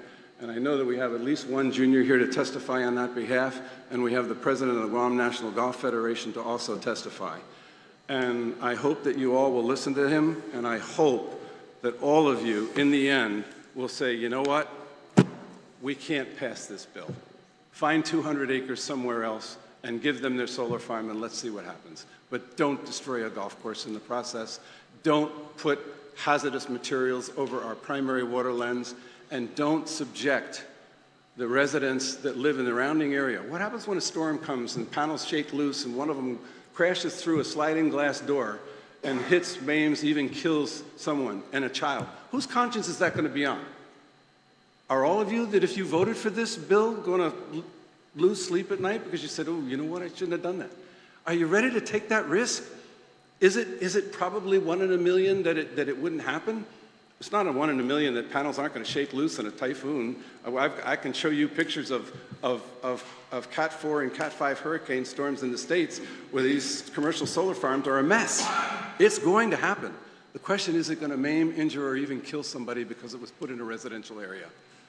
So I know that you've heard a lot and you've got a lot more testimony to hear, so I'll stop there. But I pray to God all of you will make the right decision and turn down this bill. Thank you. Thank you, Mr. Shelley. Do any of my colleagues have any questions for the first panel? None? Okay, we're going to go ahead and call up, I'm sorry. Senator Tidy, will you recognize, ma'am? Thank you. Who's the question for? And so we can call Mr. Shelley. Okay, please. Yeah. Thank you. I do have a question with regard to last term when we had the bill in front of us, the original bill. there was a lot of people came to testify against the bill. And then right after the hearing was done, we were told that there was a group of individuals, yourself included, that were planning on doing a nonprofit organization to open up a golf course and ask Chamorro Land Trust for that golf course for this nonprofit organization to have it for free. And this was going around, and I've never had a chance to ask you, and I just wanted it for the record because it was actually not just told to me, but actually somebody had called, and then it started becoming more and more, like, okay, I better ask. So is there a plan with the inclusion of, I think even the governor's son was involved in putting a nonprofit organization to take over this golf course? Thank you, Senator Taiwi, for asking that question and allowing me to clarify. Yes, because there were false accusations that there, and if I put my own personal self in there, I heard from social media that they said, oh, Mr. Shelley wants to take over this golf course just because he wants to make millions of dollars. And I said to the individual who told me about that message, I said, that's the greatest compliment I've ever gotten. And the individual looked at me and said, what? And I said, yeah, GICC has been saying for 2 years they can't even pay the rent because they can't make any money on the golf course, but if I take it over, it's going to make millions. I said, what a compliment. I got tired of hearing that we were doing this for some sort of profit reason. My entire ambition when I first walked in here and said you can't do this is to recreate municipal golf just like it was at Admiral Nimitz Golf Course. And contrary to what you hear, you heard in previous testimony the consultants say Telefofo Golf Course has offered their driving range at a 40% discount. Telefofo Golf Course doesn't have a driving range. They have 5 hitting spots in a net. The only real true range facilities that we have now that could be available for juniors is at the GICC golf course, which was never developed, or properly managed. I've said it numerous times. I said you could be blindfolded and manage this course better than they did. But they want to tell you they're experts in managing it while they have goats walking around, laying turds all over the cart path that golfers have to walk in and put their shoes in their car and a health hazard to be, and they say, well, what's the big deal? No, the goats stay. I could go on and on about the failures of this company to manage this golf course.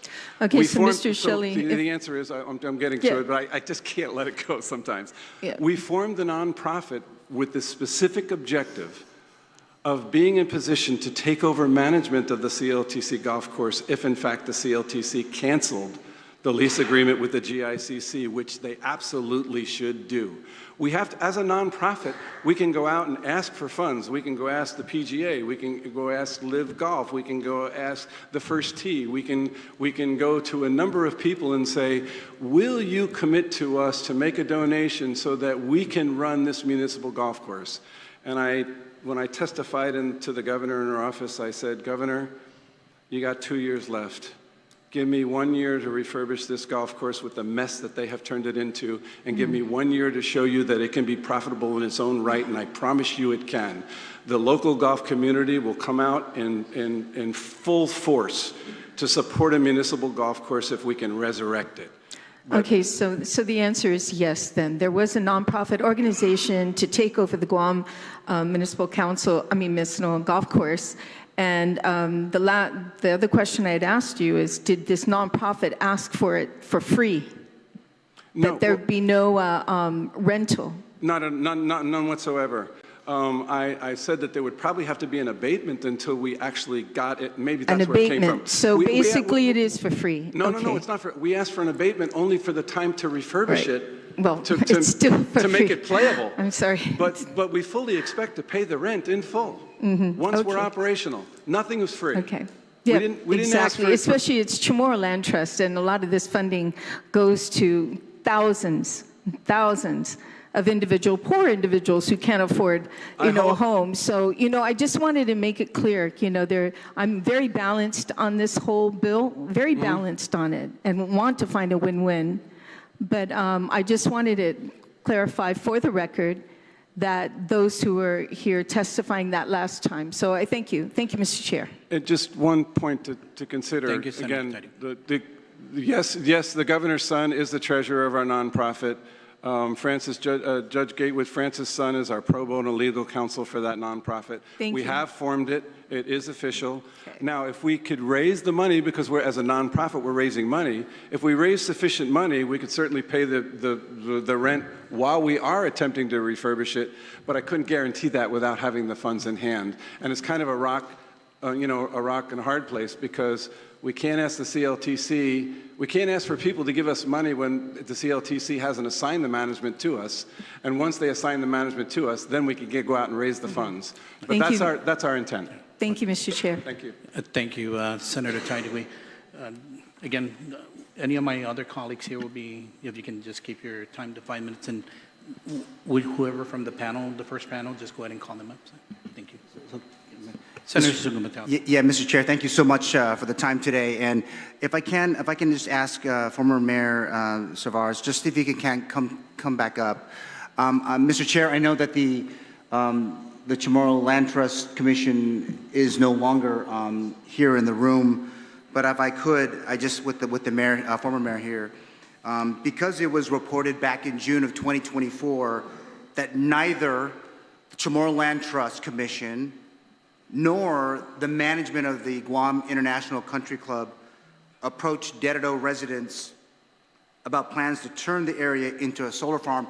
I know you mentioned if I could, but if we can, what information is available regarding any outreach that has been made by either one of those two organizations, not the mayor of Dededo or the municipality or the Municipal Planning Council of Dededo, to discuss and ultimately seek the support of residents for a proposed solar farm in this area of Dededo? With us, I don't know if they did have a, the Dededo Municipal Planning Council had our advertisement in the paper, 5 working days and then 48 hours prior to address those public hearings. But as far as house-to-house notices, I didn't see any of those. No, thank you, former Mayor Cervaras. And if we can, for the committee, Mr. Chair, if the CLTC or GICC can come back to this committee, and at least I'm hoping they can answer that one question for me and on behalf of for this particular bill. And then one other question. Thank you, Mayor, for that.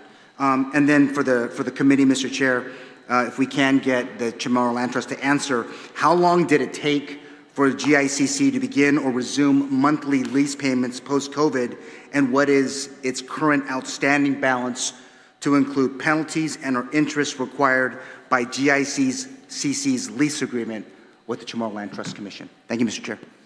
Thank you, Senator Gumataotao. We'll go ahead and reach out to the Land Trust Commission to get those answers for you and for the committee as well. I'm sorry. Senator Terlai, you're recognized. Yes, I have some questions for the Chamorro Land Trust Commission, if he's still here.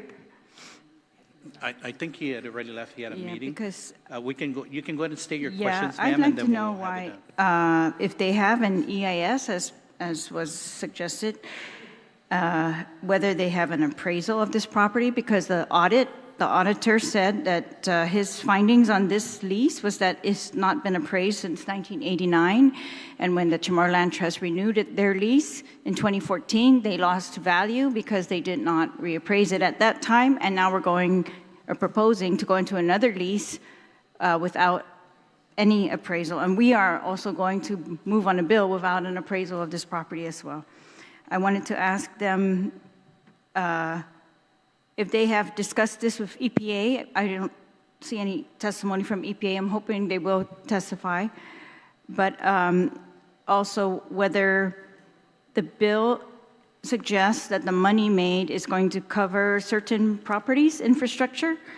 And looking at the list of properties that the CLTC already plans to address is these properties listed in the bill, plus several more, and they've got the cash to do that right now. And I wanted to know why they didn't want to get a competitive bid on this.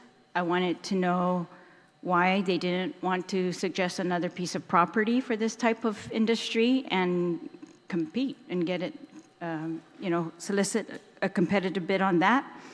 I also wanted to know if the people proposing this deal disclosed to them, because they have not disclosed to me, and I've requested since October 2024 who the investors are and who the subleases would be with if they have that planned out. They've provided no answer to my October 24 email. This is when we were trying to discuss a similar bill in the past.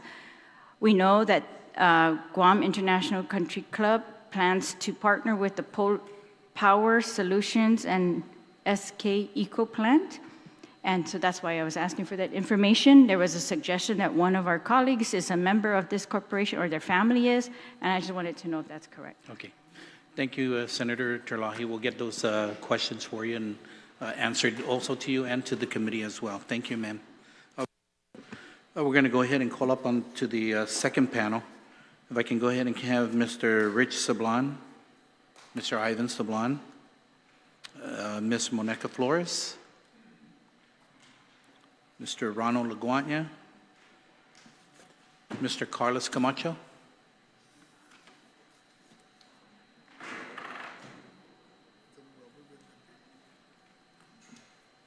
Ms. Fabrine Respicio. Okay.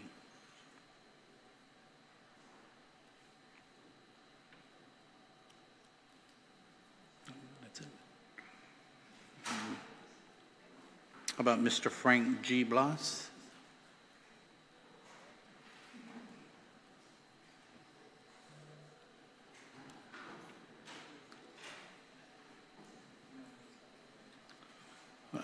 Thank you, everyone, for coming to the second panel on this public hearing on Bill number 135-38. We'll go ahead and start with the testimonies from Mr. Rich Sablan. Thank you, Vice Speaker. Members of esteemed senators, good afternoon. My name is Rich Sablan. I am a volunteer board member for the Guam National Golf Federation. My full-time job is I'm a business owner and I'm involved in the maritime industry.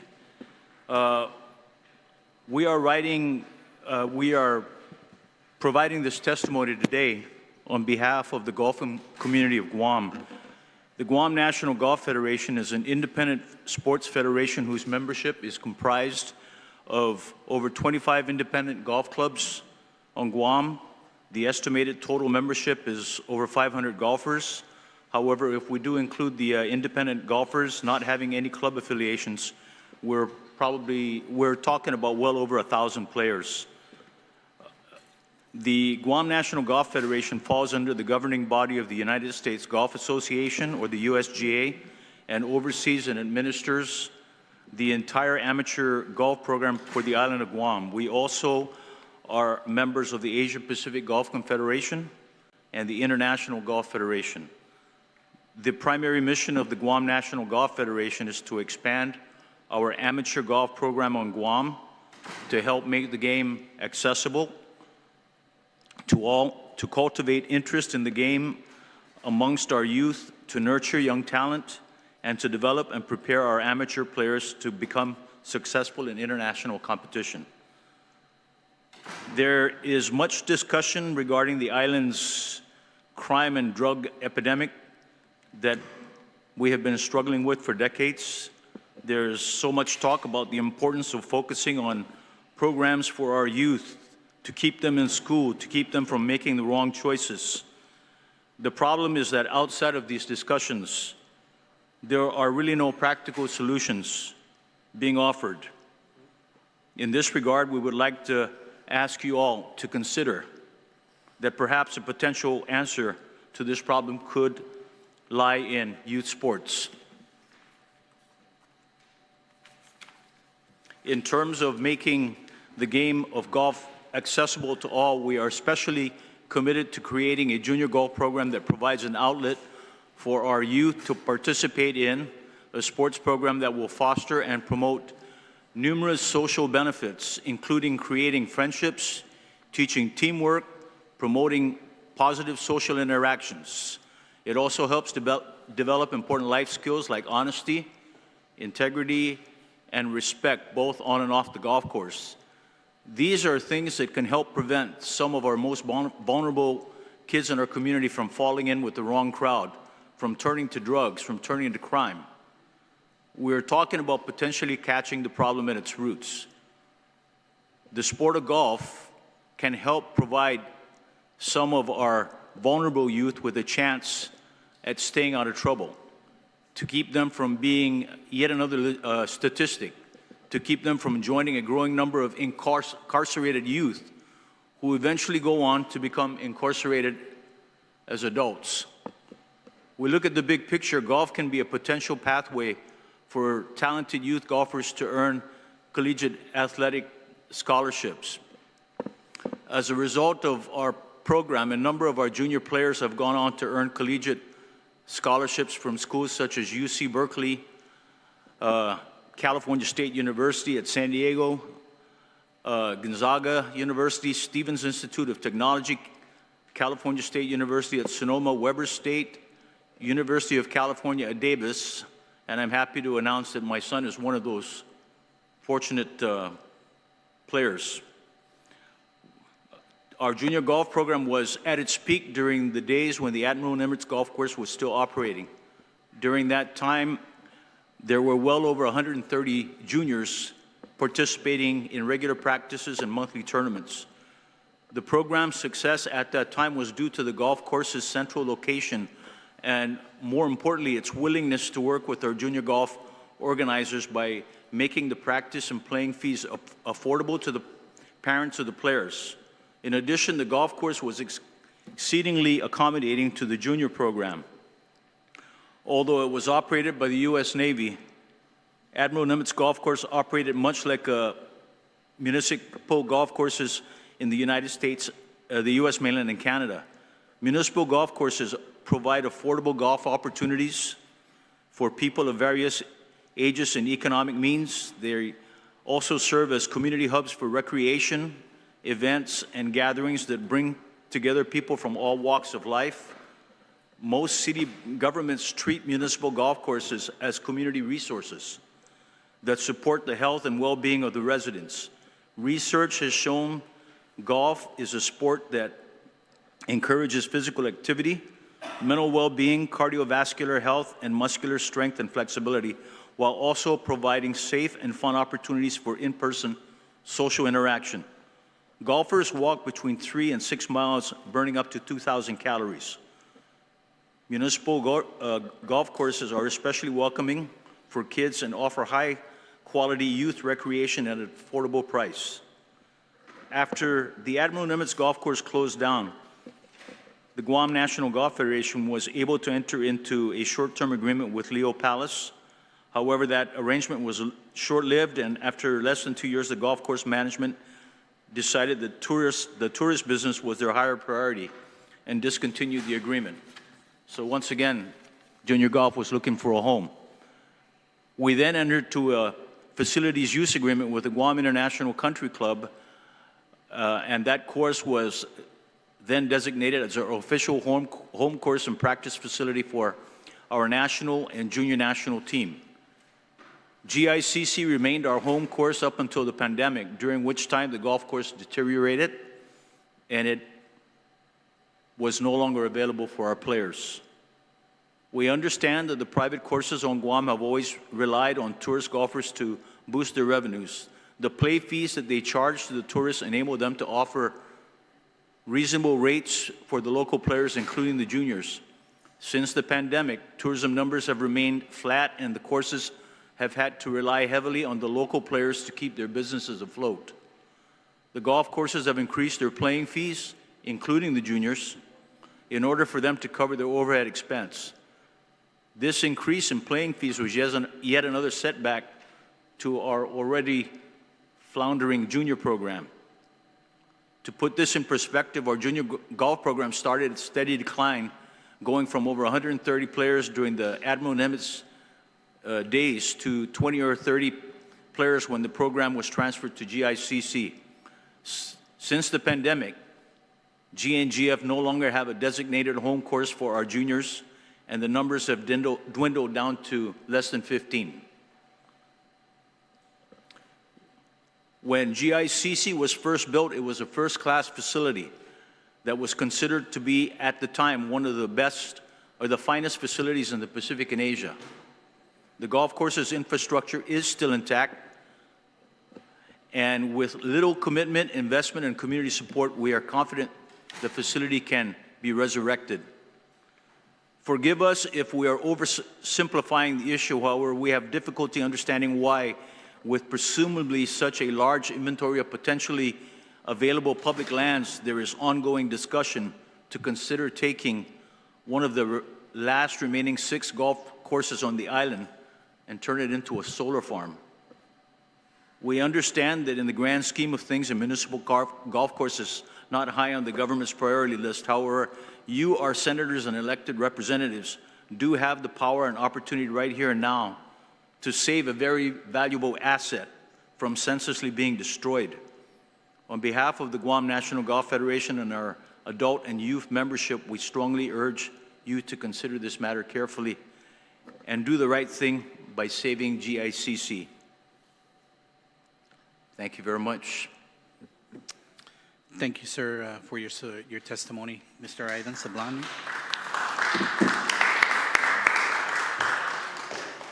You can proceed, sir. Good afternoon, Vice Speaker. Good afternoon, and sir. esteemed senators.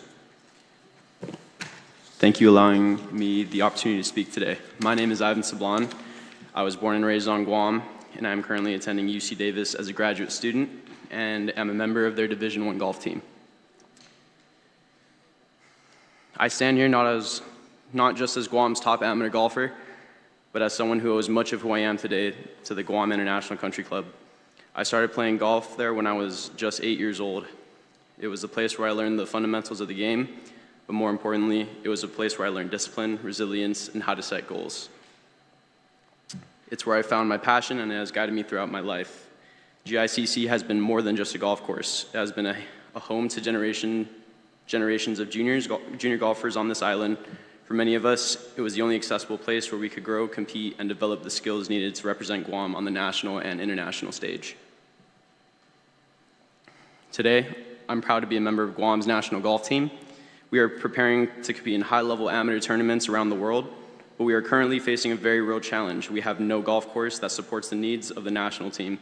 We are athletes representing the island at the highest level possible, and yet we have no place to train, no course that welcomes us, and no facility that invests our potential.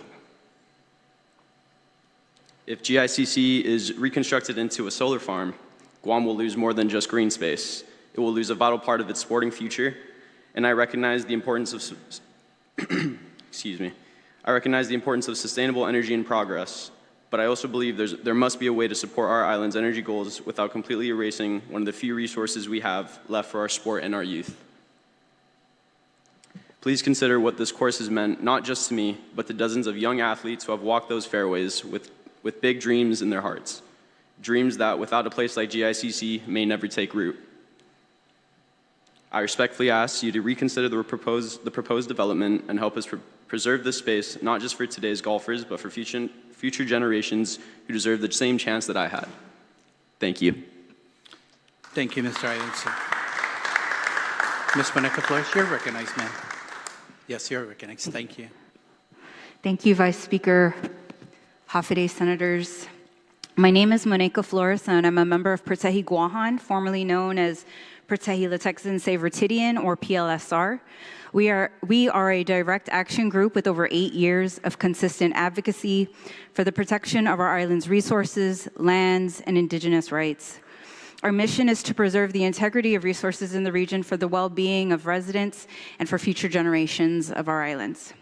I submit this testimony to express our grave concerns regarding Bill 135-38, an act to amend the CHAMORRO Land Trust Commission lease agreement with the Guam International Country Club, introduced by Senator Joseph Agustin and co-sponsored by Senators William Parkinson and Shawn Gumataotao. Bill 135-38 presents itself as a solution for generating both green power and needed revenues to support CLTC operations and trustees by transforming the existing municipal golf course within the GICC leased property into a solar farm.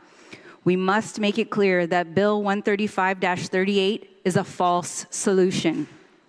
A solar farm in the proposed location presents many risks for the safety and health of our island's environment and people. While the island's critical need for affordable housing is known, and the difficulties for trustees to establish infrastructure on their properties, along with challenges to collect CLTC revenues, remain issues to address. We persist in objecting to the bill because this specific site is not an appropriate location for a solar farm. It also appears that a single company, GICC, who has not upheld its required obligations as part of their leases with CLTC, has received exclusive terms because of its relationship with involved parties.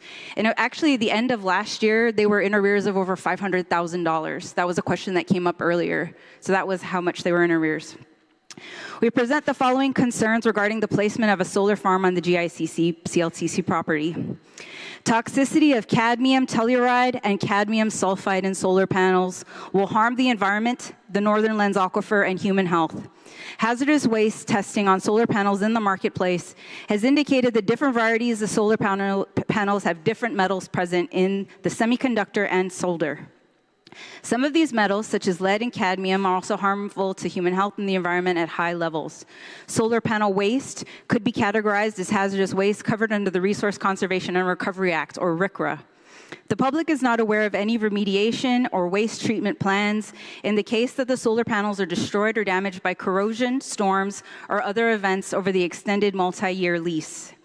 Cadmium particles, which are highly resistant and do not easily break down in the environment, can travel long distances in the air, risking human exposure and contaminating soil and groundwater. Cadmium is recognized as a toxic substance by the U.S. Environmental Protection Agency, which set a maximum contaminant level in drinking water. Cadmium exerts toxic effects on the kidneys as well as skeletal and respiratory systems and is classified as a human carcinogen. We must take this risk seriously as this location is positioned over Guam's sole source aquifer that provides our island with 80 to 90% of our drinking water. Endangered species will be harmed and habitat will be destroyed. 3 endangered species have been reported at the GICC property, which include the palatut, or Mariana's moorhen, the finihi, or Mariana's fruit bat, and the ababeng, or Mariana 8-spot butterfly. Surveys of these species, their habitats, and proposed mitigations for them have not been made available to the public and may not have been conducted at all. These species are already extremely vulnerable due to loss of habitat related to massive clearing and grading of limestone forest environments for both private and military construction in northern Guam. The public is also unaware of any endangered and native plant species that may be impacted. Further loss of species diversity poses long-term negative impacts on Guam's delicate ecosystem. One of the goals of the Guam Habitat Conservation Plan under the Guam Department of Agriculture and the University of Guam Center for Island Sustainability is to protect the ecological and cultural heritage of Guam by contributing to the recovery of listed species or those that may become listed under the Federal Endangered Species Act and the Endangered Species Act of Guam, as well as provide an effective mechanism to protect from development the irreplaceable limestone forests of Guam and reduce or eliminate threats to the covered species supported by this ecosystem. These 3 species and their habitats are covered by this plan and must be considered in all future plans for this CLTC leased property. It has also been reported that GCICC has previously prevented the CHAMORRO Land Trust from accessing the property to assess and study the presence of these protected species. Residents living in surrounding areas will be directly impacted and are left out of the discussion. Residents in surrounding CLTC properties and the larger village of Dedido will be exposed to dust, increased air emissions, and increased traffic resulting from the construction of the proposed solar farm at the leased CLTC GICC property. These northern villages are already compromised by other detrimental activities in the area by the Department of Defense. This increases vulnerability for villages already heavily burdened by existing environmental degradation. Several published studies also reflect that land value significantly decreases when areas are surrounded by commercial solar farms. The GICC CLTC lease property is located near homes, ranches, farms, recreational areas, and schools, potentially exposing these sites to harmful contamination. Solar farms render the soil unsafe and unfarmable, and this can never be remediated or corrected. Many of the families in this area do grow small-scale farms and may not be able to continue if the solar panels contaminate the soil forever. There has been a lack of meaningful and robust engagement with these residents and other stakeholders. The Island Girl Power Organization, who we heard from earlier, has a community-based limestone forest restoration project located near the leased property, and this destructive proposal undermines their efforts to protect and promote native species and a thriving ecosystem.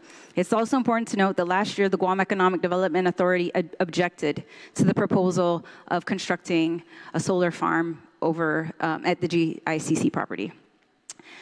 The people of Guam will be burdened with decommissioning costs. This is a really important point. Ultimately, this property belongs to the CLTC and the people of Guam. And Guam has a history of commercial CLTC leases leaving the island with the responsibility and burden for remediation and cleanup of sites. This will negate any supposed profits or savings for the CLTC in the long run. So that $9 million everybody's expecting to get, it's going to cost a lot more than that to try to correct the contamination from putting a solar farm in this area.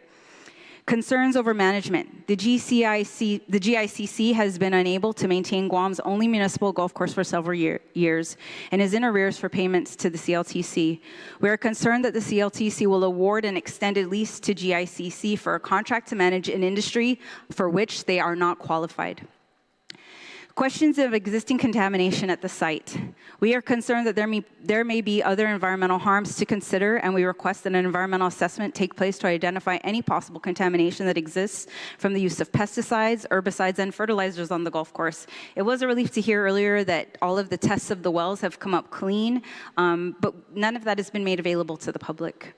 We demand that cleanup, removal, and remediation immediately follow. We also demand that the public be notified of this and any contamination that occurs on CLTC and other public lands. Again, this bill is a false solution that pits constituents against each other. Our island's leaders cannot respond to the urgent need for affordable housing for residents at the expense of the island's aquifer and our groaning vulnerabilities in the climate crisis. This is an example of greenwashing, as it appropriates the need for green power alternatives while inevitably harming our environment. This bill does not address any of the concerns mentioned above, and it must not move forward to vote in the legislature. Thank you, and Sizos Maasi. And now I'd like to also read into the record a testimony from Micah Paulino, who was unable to join us today. Hafide, my name is Micah Paulino, and I'm a resident and registered voter of Dedido. I grew up in Swamp Road and have several family members who reside just down the street from the Guam International Country Club golf course. I also have family who are CHAMORRO Land Trust trustees and have lived in Swamp Road for 3 generations now. I do not speak for or represent my family members. I speak for myself as a concerned resident of Dedido and a concerned relative of those directly impacted by the proposed solar farm project at GICC. While I understand the importance of green energy alternatives and the need to get funds for the CLTC, I object against the proposed solar farm in this location for all the potential harms that will occur with its construction. The northern villages of Dedido and Jigu are already overwhelmed by existing environmental destruction, habitat loss, toxic contamination, increased traffic and air emissions from imposed clearing, grading, and construction on military installations and other harmful activities. The GICC CLTC lease property is located near homes, ranches, farms, potentially exposing these areas to harmful contamination. Solar farms make the soil permanently unsafe, and this can never be undone. Many of the families in this area garden and may not be able to continue if the solar panels contaminate the soil and water in the area. Solar panels have microplastics, lead, cadmium, and PFAS, and corrosion from humidity and damage from typhoons will cause the panels to deteriorate and contaminate soil and groundwater. The storage batteries are also highly toxic and can leach over this area, which is right over our sole source aquifer. During the installation of solar panels, heavy machinery is often used, which can compact the soil. Soil compaction can reduce its ability to absorb water, limit root growth, and negatively impact the soil's microbial community, all of which can affect soil health and productivity. Instead, I respectfully ask that the Guam legislature and the CLTC support projects that protect and promote food security and our water, soil, and residents. Sizos Maasi. Thank you very much, Senators. Thank you, Ms. Flores. If you could just go ahead and turn off your microphone. Yeah, thank you, ma'am. Mr. Carlos Camacho, you're recognized, sir.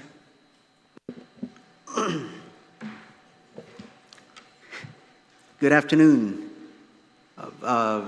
Senator Ada, Senator Agustin, distinguished members. I was sitting here the last 2 hours listening to all the gaslighting. I only call it gaslighting because we've been doing this for 2 years. We never hid anything. We went through every public hearing that was announced. We went to, and if they wanted to talk and discuss the issues, yes, I saw Mr. Shelley many times in those hearings. And at the end of the day, when he claimed that he got a nonprofit, it was from the PDN article. We didn't make that statement. The PDN article said that they form a nonprofit with a bunch of powerful individuals that will get the lease for $1. If that's what COTC wants, to deliver a product for the 30 years or the 8,000 to 10,000 people that's been waiting, this is the only motivation I got to move forward in helping my client. We can talk about the different parts of the stuff they discuss. As I stated this 2 years ago, when we started this journey, if this was the only golf course, because I got a lot of friends playing golf too. Mr. Sablon, his son is my daughter's best friend. They grew up together. I stated this in the last 2 years ago. Mr. Shelley's son is married to my niece in San Diego. I got nothing against interrelated families. I was just talking about the philosophy of finally doing something for the Chamorro Land Trust. As the mayor just described earlier, when the land trust recipients were going into the government water lines and all that to take water because they didn't have it and their water bill's up, yeah, she was correct. We had 400, just for the record, she did not disclose that tonight, as it was a lot. We had 400 people that signed up and supported us in that process. When she said there was another meeting in November, I wasn't here, I was off island. I don't recall us being invited to that public hearing, right? If we were, we would defend whatever they were claiming. But tonight, I want to make things a lot clearer. When we did this operation, first of all, we looked. I even met with Senator Sabina Perez. As you guys know, she's the environmentalist concern. She first said, Carl, what's going to happen to all the panels when it's done? As long as it's not going out to the landfill? I said, no, it's not, because there is going to be a way, as Mr. Vancelli described, it gets shipped out of Guam. It doesn't go to landfill, that's for sure. And we want to make sure it is PFAS free. You guys been hearing about PFAS and all the different type 4 septic and all the leakage, PFAS. Everybody's talking about the different chemicals in the panels.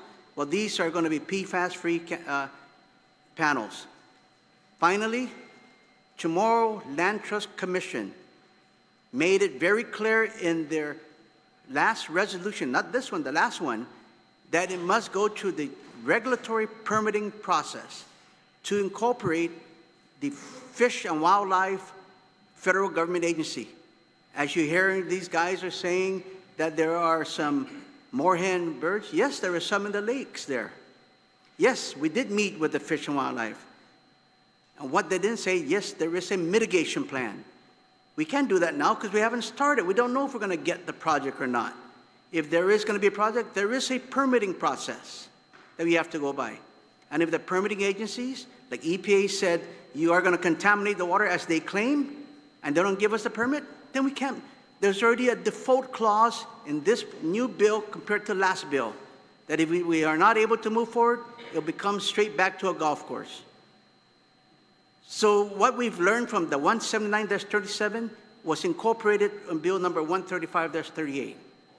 When they said that we were basing our values based on 1989, that was correct in bill 179-37. But what this bill does now is the extended years will be reappraised by a MAI certified appraiser selected by Chamorro Land Trust and hired by them, paid by us for a third-party neutral analysis. Yes, we did not make no numbers up. Those numbers will be reconfirmed by a third-party appraiser. So those things were not stated today. They said that we were going to just do things in that. So we corrected all those issues. In July 17th, earlier this year, we've been meeting with the new board. On July 7th, we met at the CHAMORRO Land Trust Commission meeting. They had like 9 different bills. We had 30, 40 minutes to discussion. Nobody of this individual here, Mr. Shea, nobody showed up. It was publicly announced. Nobody showed up. But the board said 1 hour wasn't enough.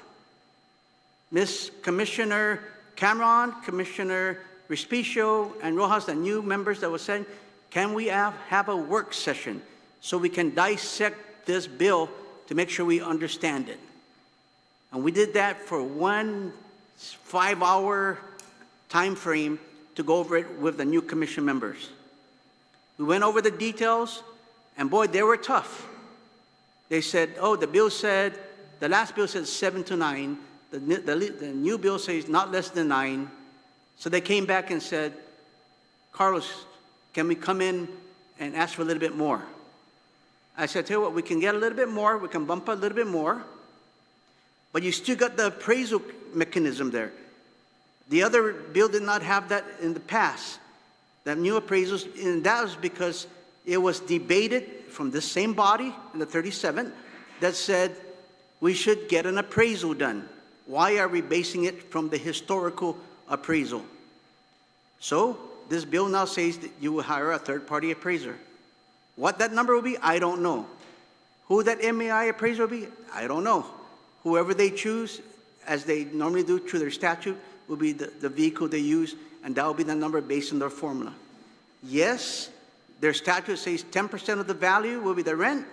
What we did in this law, we bumped it up to 12%, to bump it up a little bit more by 2%, and then from there, we'll do the cash flow analysis, and we are working on a net present value to pay it up front. In the past July 17th meeting, the same management, CHC, was concerned that the big, beautiful bill, as some of these guys have been saying, one of the architects said that was passed. Yes, under the President Trump, the Senate and Congress had shortened the Inflation Reduction Act. Originally, the Inflation Reduction Act was our best vehicle that we can do to make this stuff cash flow. Well, first, Congress came and cut it down to a December 2026 timeline. Then the Senate came in and modified it to the end of 2027 place in service dates. That's in my testimony. I was going to read it, but I want to answer everything everybody was concerned about, but I'm still going to submit my personal testimony for the writing, plus my whatever I'm saying verbally.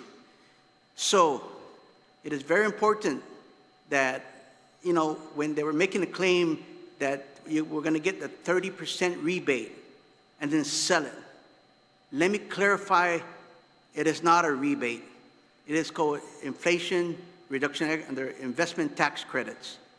I've done a lot of tax credits in Guam since 2005. You guys know me as the Ironwood Housing Community on the affordable housing side of the equation. The United States Congress created the Inflation Reduction Act in 2022 under the Biden-Harris administration.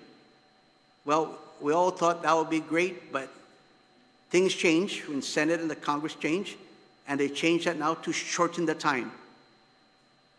What's not been said, and Mr. Shelley has passed out numerous texts to his network stating, we will fight this, and I can provide that as a record later, we'll fight this until they run out of time. Run out of time so they can lose their big, beautiful bill timeline. Imagine him, and I hope you can ask him to ask that question, did he really send that out to all his network, saying we'll do everything we can to stop this momentum, because if it goes and they run out of time, this deal will not be financially feasible. Well, that's why Senator San Agustin put the default clause there. If it is not financially feasible, we agreed to then return it back to a golf course, because that means we will not be financially feasible to go into our PPA with GPA. And he made a claim in his text, I'm saying that for the record today, that they will fight it, and he just made his claim that he has pro bono lawyers in that same text that will fight it to make sure we run out of time, because the big beautiful bill gave a timeline to complete this place in service dates. Of course, if we don't meet it, then that probably will happen, because we won't have, and again, it's not a rebate, it's called a tax credit. Now, a tax credit is not sold to somebody. A tax credit, just for a lot of you guys that don't know, is from institutional investors in the United States that will invest based on the congressional investment vehicle, so they will become a partner. They'll become a partner of our solar industry, so they can earn the depreciation schedule and earn the discount on their credit, on their IRS account, not based on GovGuam's taxes, just for the record. Because when I first started the tax credit in 2005, the first OPA, Mrs. Doris Brooks said, Carl, you're going to hurt Guam's economy. It's not. These credits are coming from the IRS, nothing from government of Guam's tax roll, just for the record. But anyways, in regards to the plants and the native trees, this property is already cleared. Yes, on the boundaries of the property, you have those trees. And if you look at our master plan that we submitted to CHAMORRO Land Trust prior to this board and the previous board, because they wanted to see a master plan, we are only doing it on the open green space. We are not touching the perimeter of the side. Matter of fact, Commissioner Respicio asked on the perimeter side, can we put a buffer to the residents? We agreed to that because there's already big trees and buffer, but we'll add on some fence line there. In regards to the typhoon breaking these panels, if you guys went to in Manila, right after Mawar, where there was thousands of panels there, none of the panels blew. They're right close to the ground level, maybe 2 to 3 feet on there, the ground level, secured to the ground. If the panels maybe was 40 foot high, the uplift will probably bring it up, but they didn't have any much damage in there. And they're in the cliff line subtitle D for the wind load. They didn't have any damages there. These panels are 2 feet, 3 feet down below the ground. So, and they're secured. And because it's a huge investment, we're not gonna put nothing flimsy. This will be built so we can make sure we have the proper insurance so that everything's secured. Is there anything else I'm forgetting? All these concerns. I'll speak after you. Okay. Sorry, I'm just trying to make sure we say everything as best as we can. But again, we did meet with the new board 2-3 times, publicly announced, and met through a work session. First time we had a work session, other than 1 hour. It's a real long work session. The Attorney General was there so that we can make sure we're all on the same page and answering the stuff back and forth. They came back, and as Commissioner Cameron said, we need to delete items 1 through 6, whatever those numbers he said, and we concurred with it in our meeting. So again, there's 2 parts. One is my written testimony that I'll submit, that I already submitted earlier. And today, my verbal one is basically just rebutting to certain misinformation. And I'm just letting the facts say it as it is. Thank you, Senator. Jerry Tang, you have anything to say? Jerry, so I want to from RGA. Thank you, Mr. Camacho. Go ahead and state your name for the record, sir, and you may proceed with your testimony. Thank you, Vice Speaker Adam. My name is Jerry Tang. I'm a GICC Secretary, and I've spoken previously before some of you, and also the new members, welcome. I want to start off with just correcting some of the misinformation. I'm always correcting misinformation, and And one of them is that, we do things under the table. I've never done anything under the table. All my discussions with the Chamorro Land Trust have always been at public, open meetings that were properly noticed. I've never, and when I spoke to this body the previous time, Senator Talahi, you mentioned, hey, where does the Dedado Municipal Planning Council stand on this? And so we made sure that, okay, we better do that. And then, there was published notice, meetings open to the public, and where we present our case, the opponents to the bill did an excellent job slandering us and opposing it, but the fact is we had a lot of Dedado Chico residents come out in support of the bill because they're concerned about power prices, and we had a lot of supporters from the Chamorro Land Trust beneficiaries who realized that, hey, you know what, we need this money so that the infrastructure could be put in. And as Mayor Tavares mentioned, the MPC in Dedado voted 11-12 in support of the bill. So we categorically reject this notion that we do things under the table. If anything, I think it's clear who is the very, very powerful person in this room. It seems to me that Mr. Shelley is able to get GITA support without any notice to the public, talk about this bill, and then have GITA come out and oppose the bill and then retract it in the PDN because they violated the Open Government Act.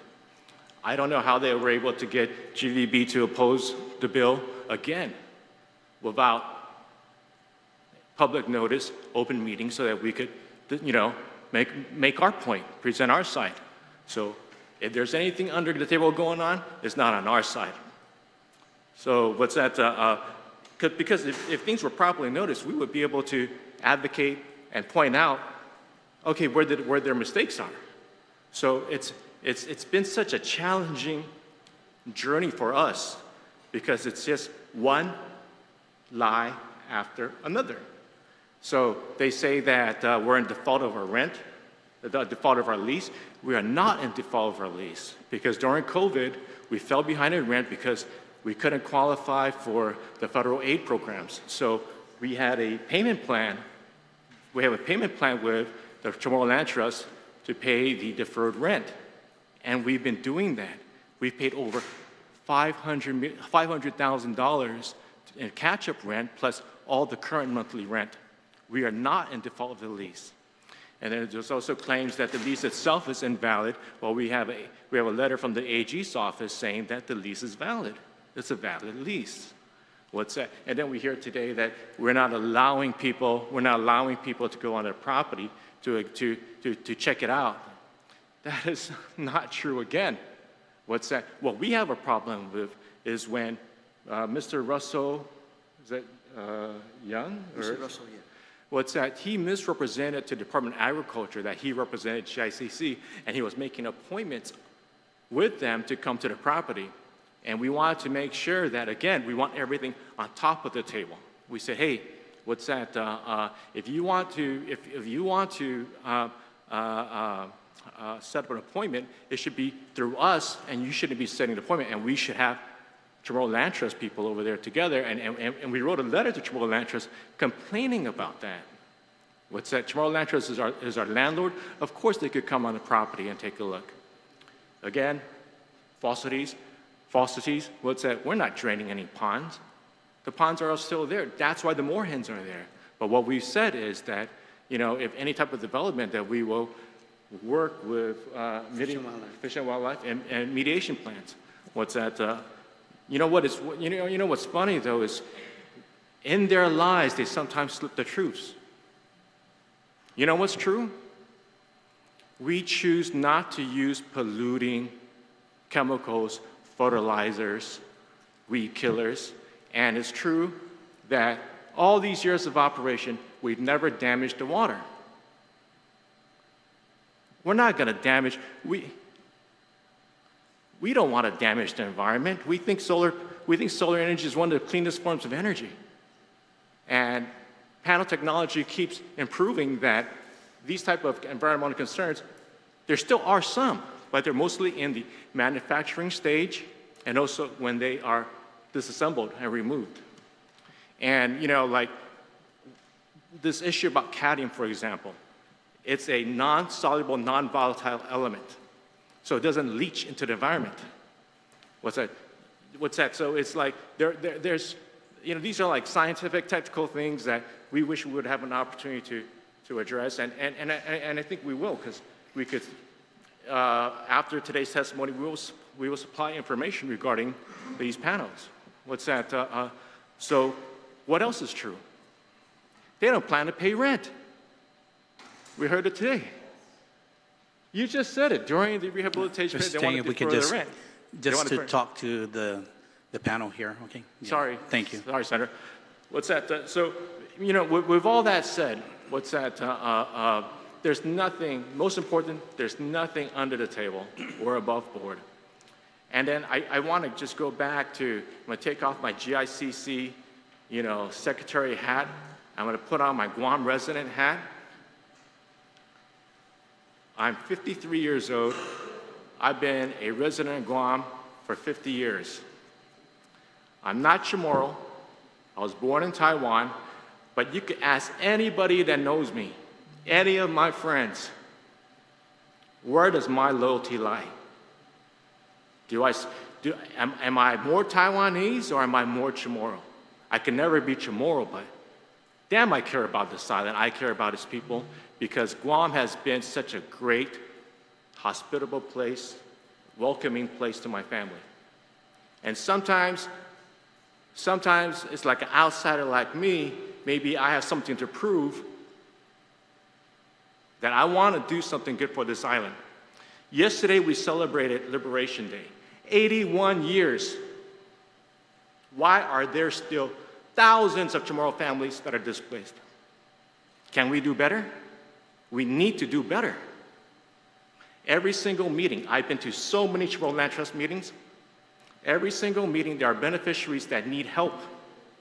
Last week's meeting, Billy Cruz, I don't know how many people go, Billy Cruz, but he is a tenant of a CHAMORRO Land Trust land. His house was badly damaged by Typhoon Marwar. He needed to get a loan to fix his house. He couldn't. Why? Because his property was unregistered. The CHAMORRO Land Trust commissioners really, really wanted to help him. They're saying, oh, he's a model tenant. He did everything right. But it wasn't his fault that he had a lease on a parcel of property that was unregistered. But to register that property, you need to survey it, you need time, you need money. And his deadline to get the loan closed was the first week of August. He's not going to get his loan. He's not going to repair his house for his family. That's not a unique story. Every single month, every single meeting of CHAMORRO Land Trust, there are tens, dozens, sometimes 20 beneficiaries that needs help. You say, you know, okay, there's this land, that money, then why hasn't it been done? 81 years after liberation. Can we do more? More empty promises? We have an opportunity here to provide real money, real solutions.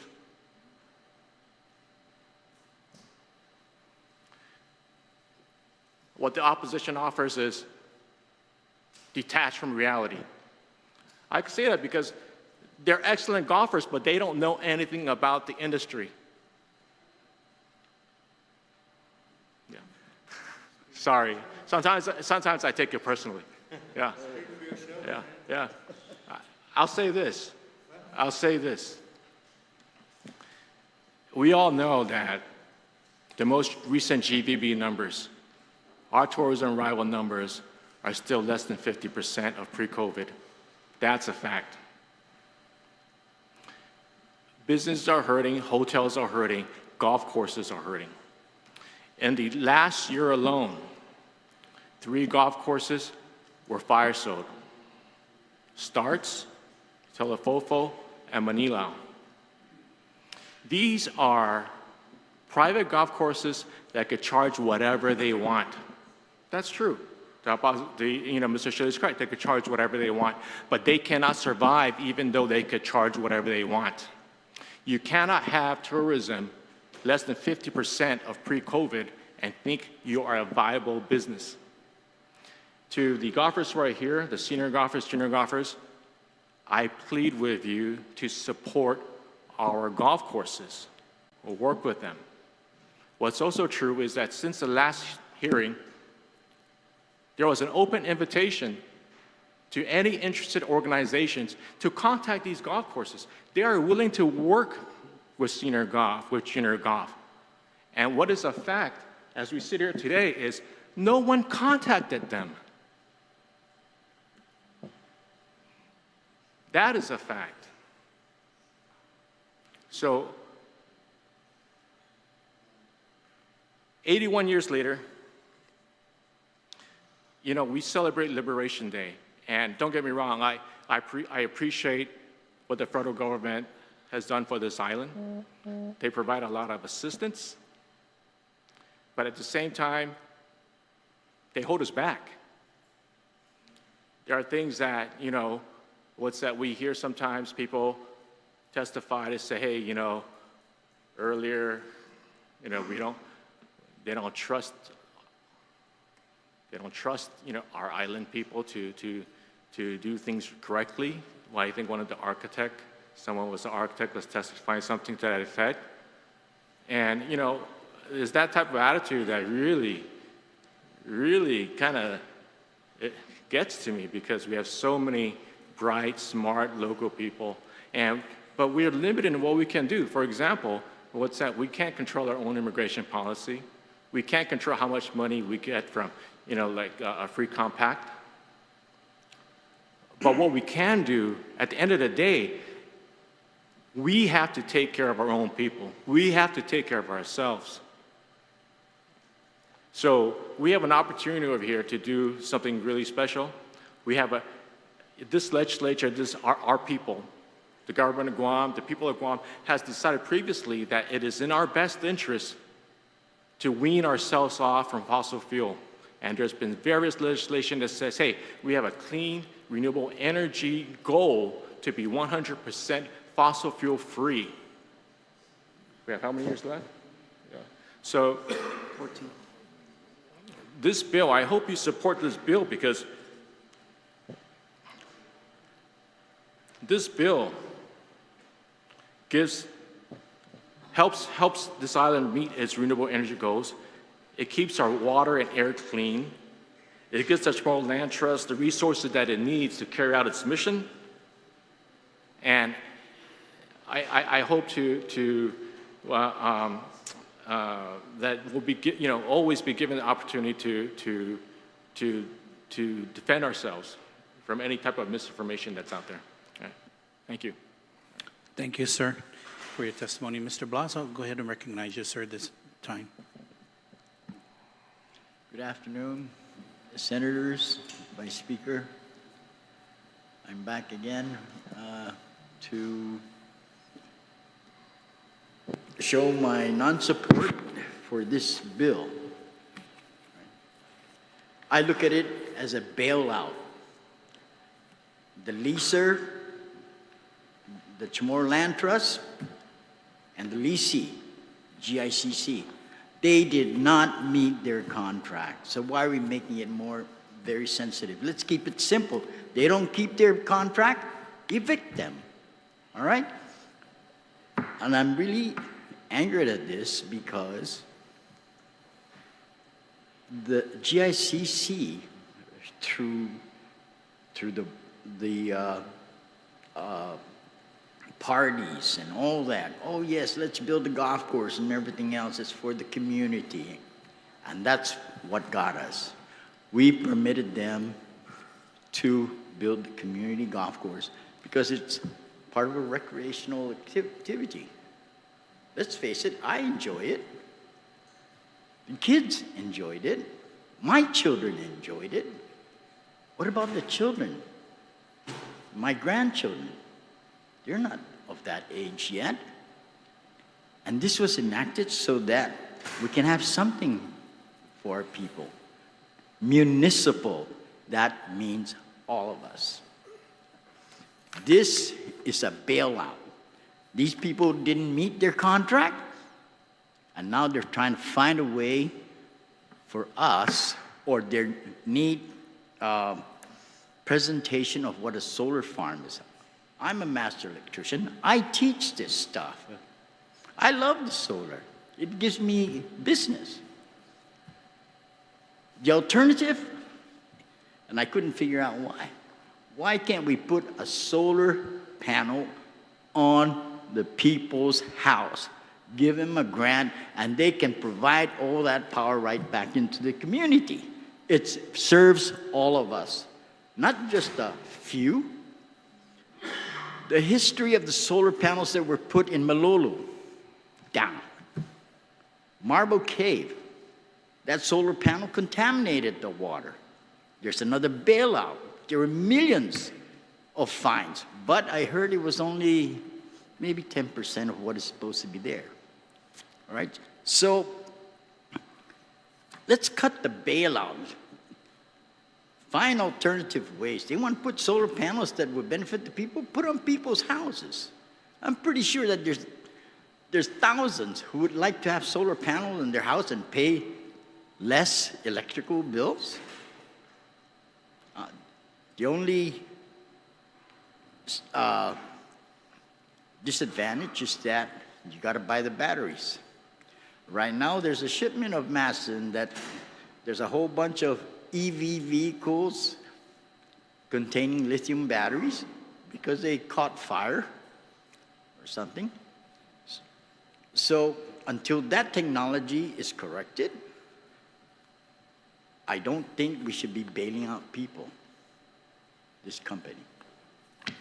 That's all I have to say, and thank you. Thank you, Mr. Blas, for your testimony this afternoon.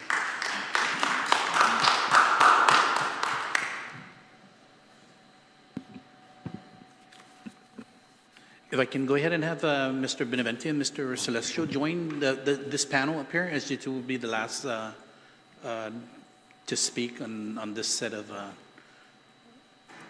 speakers. Mr. Laguarnia, sir, and you're recognized. Thank you. Signor Gehelo, Afereto de Samdu. Signor Gehelo, Zantoro Hamzu, Senador dan Senadora, Gimina 38 na legislaturan Guam. Ginini ante ni manainata na gumaigizu gini.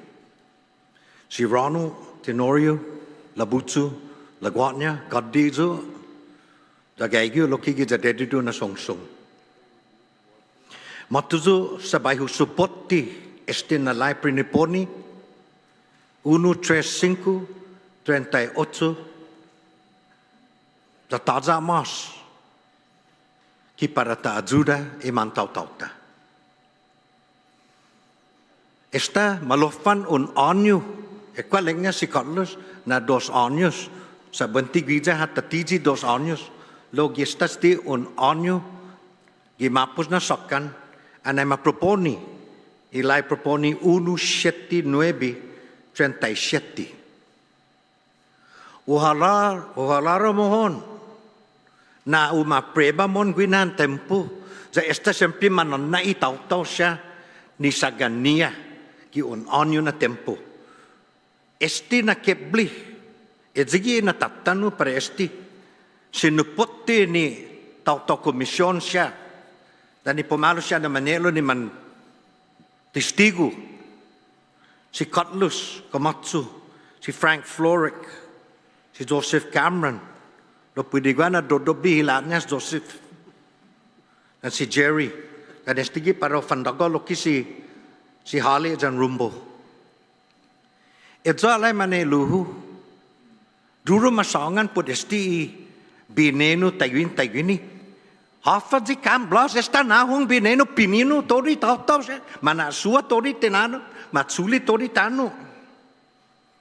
I firing range, wakta ulu gi, ponsangan put distrosa. Esta tresao. Lo esti na piniponi sinya o sinat ba Gumataotao. Y entre 30 días legnya nyo taytay esti. Ya entre 30 días estay 70 días na para umanagwaha kinalamtin. Kinalamtin para uinajuda 8 dan 10 na Gumataotao man CHAMORRO. Kini edzi ni manggogofa recreational kontra ilina la tau. Basta mama si Arnold Palmer dan si Tiger Woods dan si Jack Nicklaus, he said goodbye. Van Lonsu, van pesca, van golo, praktika i kultura. Enigi tafanogi famagonta. Basta mangwifi mama si Tiger Woods di Porafa. Loti wegun CHAMORRO eno. Eko apa baisangan apa di mana nazi nei.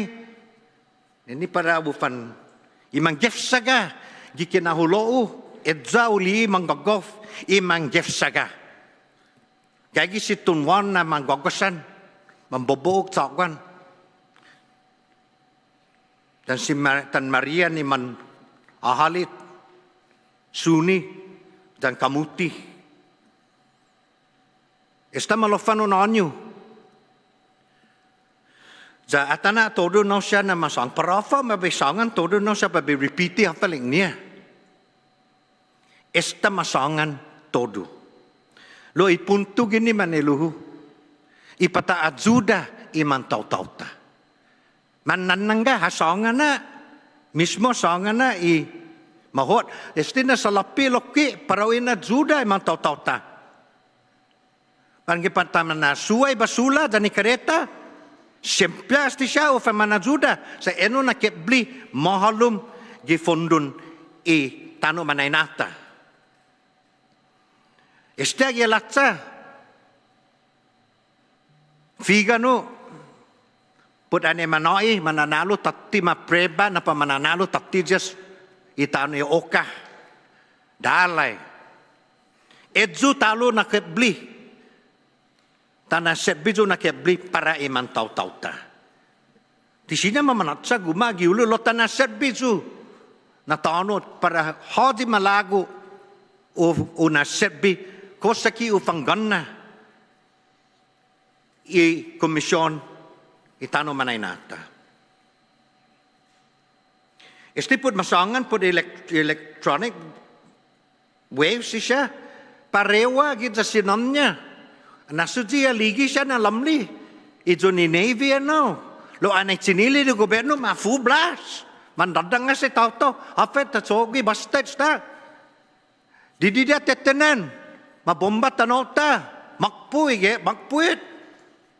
Lo. Esti. Tanay chansa maniluhu. Tanay chansa. Sa siya man propoponi pofan manajuda. Ta ajuda Gumataotao ni hagas mananangga. 10 na tautawis. Jaguar los cuantos grano gini na maniluta mangkaigi. Ipumalo man satsagambi mamobli man Gumataotao manay tano manay kebli ti malangag para uma saloni alum ni para ma-survey. Esta man mapati hujung lo. Komanasinya. Lo gracias a Dios nagwaha i-komisyon ajudu. Si kumpay ko ni mapati hujung lo mali bedamo. Antes de mapati hujung. Malofan syeti na lai para inajuda Gumataotao. Lo kara bagwaha menaulik tadi roga. Muña. Sa esti na keblito u ginasta gini ni si legislatura. Tigini ni fondun i gobernamentos din na kebli. Siya esti siya para managwaha ajudu para iman CHAMORRO. Angin masasangan na telo probetsun ni tau-tau na estigi probetsun ni tau-tau idias mit esta zonu zona tano libiano ma reglaje para edzi ispeus kandit dan elektrisidad ajudu eno para todosit na tau-tau guys lomu cemas hasu lai idias mit na aplikanti ni mananangga nahong kucinadas basogi gi komisyon inang okong ini manainata siya na tono lomala zata kazuni mona di nuevo na hinasu nuevo na salapi ni parau mana guaha parau ina juda iman tau-tauta iman samuruta edzigi da kai gitu gini di bafatu gini pagu para guau Prafo sta tono gaigu gigi mas nanau ija dedidu mataya ui esti tano ne ti ijotta tano ta azawa tano man mafanagwit sin tano man mataya talu ti tatsuli itano peseja lai usasangan na pata supportis ti lai Guahanay man nanai manu frefresi. Si Jus Marsi sinadot Joe San Agustin na unpat linujis ti sa pinilokan na para usen matay. Rasa sa Diyos na unpangon talo. Sa guahanay tauto manu frefresi para minaulik. Sa tanafan lii manana eno siya ni hagas manangga. Haji gini pero fan lagnus nebi medja po fanawya gatu gi entre 6 meses na tempo. Edzo na kebli sina tanasetbi. Sa ano ka ikomisyon na maapreba pes guamin no legnya ikomisyon. Sa siya man maapunta para ma-sogi iminaulik. Lo suka maulik no bidada mo pare mapatikawa. Sa tima at goza ho lo bisangon nyo esti na tauto e kungok istigunya sa mami na dos jagos molik put numero lo gawlay ipudi corazono e sige nagaygu gini jagayga lo kisi rumbo gini kumanita rumbo e sige na tana na ja kumugaygi si defunto Ed Beneventi si Angit Santo si Dave Sablan Jo Peredo si Jason Rivera, todo no siya na manielumbre. Manhigita na no siya. Gayagi espiritu niya gizahami. Zani man tau-tauta ni Diasmin ni manananga. Hasuji ni man protestaham gui. Papa gizaadalo pambi. Para iperbetsun ni tau-tau. Ti para iperbetsun recreational. Edigi itat kilo gini. Para iperbetsun itau-tau siya po fanggay gima. Po fanggay lihing. Jo o fangaisaga edzigi jaginin edzu in Shawn CHAMORRO na somano sa pabefana juda gi mano ni nasenyau sa manhongyu na estaman didiait sta gini kita nota melo estaman didiait gini mahatmit ni chino tau sanhijong esta mafafahan tori tano jantalo wasya members manahala gini ni fundo ni na jan tono bastafan manuli tono lai gini ni inangokong imanainata basta angin para maculi para eprobetsun ni man tau-tauta na po fanggay lihing po fanggay saga jo fan lala mano tetenan ilinala niya sta man mamatay gegan si migulay pes gegan na talo na maafurunu talo na mesyon CHAMORRO Pura CHAMORRO man mamatay. Hami tetenan. Sa pwede pa magonu ufanatsu tagi sa hami. Ekwalay lo edzo alay pabesongan gini ni corazono para fa manangga. Apreba lay sti. Zatali na sa finukal lo sangin ti conforme todo. Pesedzo lo tanay chansa. Sa lengnya ungi sinya unyo taites di sinya manatsa mas di 180 milyon. para o fan na halum gi COTCC na taolog no jaja na sasangan be hamjin tatay itinis tigu gini lo utugya put parogwaha para hamzu lo masnya zu ulaknus gini ni kuresonus sa gini ni spiritun imanay nata sa gini ni palabrasta na malalagnus i hinengi dan espiritu ni manay nata tatiti na tempo i palabras na gaigi dan i costumbre debi dita susteni dan manteni sa taadzuda iman samuruta estigi pamapudong ini samuruta megay manggagov lo masnya itano po fangaisaga Enigi importanti so fan la so mamiri tanu manaji salonnya manaji elektrisitatnya manai tubun toki parasia so fangaisaga put favor tipo rafa talo Jesus Masi senador Josan Agustin janeji siapa ni pemalinunuzi si Parkinson dan si Shawn Gumataotao lohu disesia lokwi Senador Chris, Senador Tello, dan Senador Terlahi, dan Speaker ada, dan pemalu na barkoda, pandannya sa tatsogwis ti nafalofan. Sa jangin ti malofan, angin ti masotso na di roga sa hamzo nagaigi pudet. Di roga ti manmago famzo, ututay lunya ni pamatutut todo siya gitatsigyan. Stabo lagi. Bulas ta castiga ni matsogetta. Zamunga papasa dulu zauka por favor.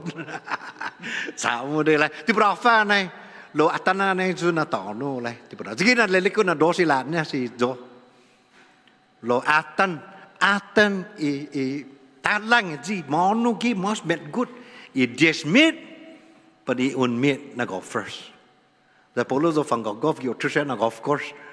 Sa bula golf course lo ti bula tano sta. Satba iman tau-tauta. Di tanota malaza ta na guapo betun iman tau-tauta zo fan lot la. Si Jesus Masi manelu zam bibat CHAMORRO bibat Guam. Thank you, Mr. Laguanya.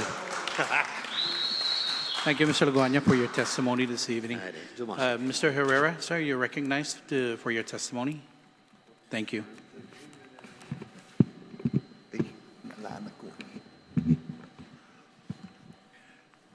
Buenas noches, no ina anu si David Babauta Herrera, no mafatuzo pagu Vice Speaker za dangkulu na si Jesus Masi ni tempun mizo pagu sa estafanan para las 5 no oran café pagu fanan pat oran happy hour lo.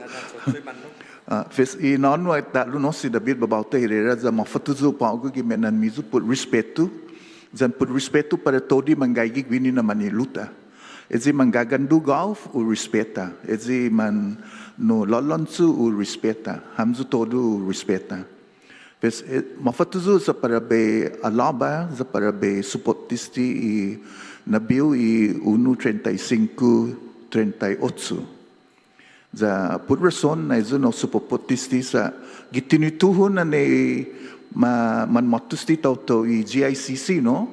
Za eno i Agusto.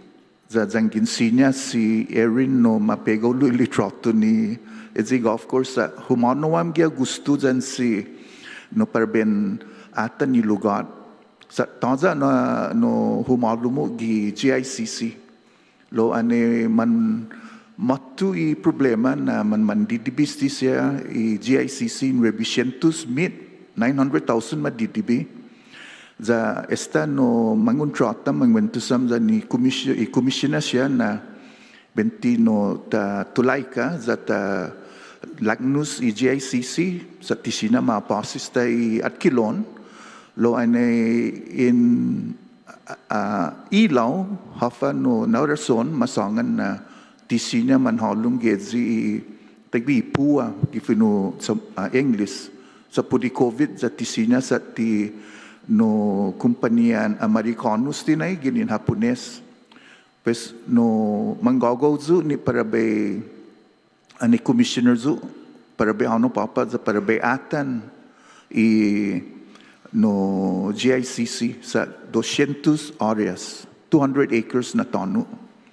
Za le kunisisita be atan za be lii sa no tisina na para be bota ni para ta no dulala kuzung mala za ta atan ofa i Estonia sa gua rason na ti malanga ki 30,000 gi mes.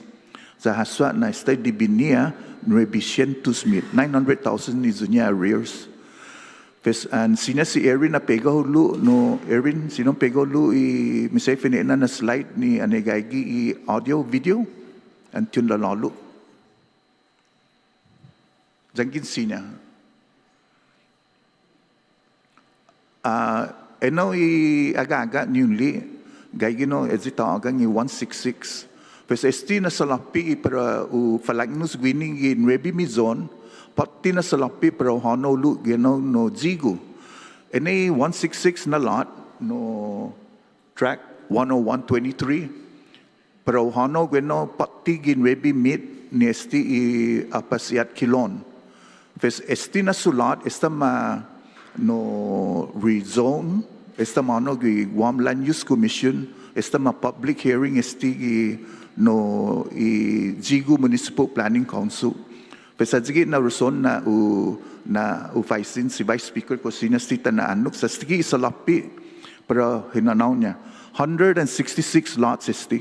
Jangkin no humana no za tapasa esti na bill za mamadlay za matuzin rebi mizon na salapi pati nesti na salapi pero fatu gini po mapega i hanum i tubuntaki i ene power no fes no anigi uno na pati rebi mizon para esti na sulat ni gaigizigo. Okay, Erin Yotru, next one please. Astigi i 200 acres na golf course anun atan esti no atana i gaigigisampapa adzigi GPA utugu i GPA. Ito na rason esti na no praktiko pero mapega gini i ene ispeo si semnak sa gaigya gibisino i no GPA ni zunya power plant pezangin no 60 megawatt gini ma propoponi pero ma tsogi yun liya di agaga no 200 áreas no 200 acres 60 megawatt na no puma produce gi ene isakan pesa justi na gofmolik na lugar utunga na rebi gini na bomban honum gaigi gya kagwi i Guam Waterworks 1.2 million gallon na tangki pes in rebi na bomba ana bubulazo na tangki per Guam Waterworks lo GPA at na mano na gaigi. So no anigi na rason na zangin mahat sa gwini na ispeus no para i semnak tsadik sa ihud. Anun atan esti talo na litrato atan na ziya gapa. Look at the lower right. At zigi i globo manlalag nus todo transformer, makina, transmission, rear end, mapupula, matsutsuday lanya. At zigi mas na bineno i globo na gaigi 12 hectares i globo gano. Za sigay ni taaluk na i golf course ang tagwi. At zigi mas bineno i globo an manmatam sa globo. Besa nga no gumagamay lan yan makina gilo tano za atana mano na gaigi gya kagwi gaigin rebi na bomban hanum. Okay, Erin, next one, next slide.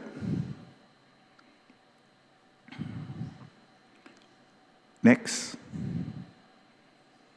Anigi no ane matu i sina un close up. Can you do a zoom in?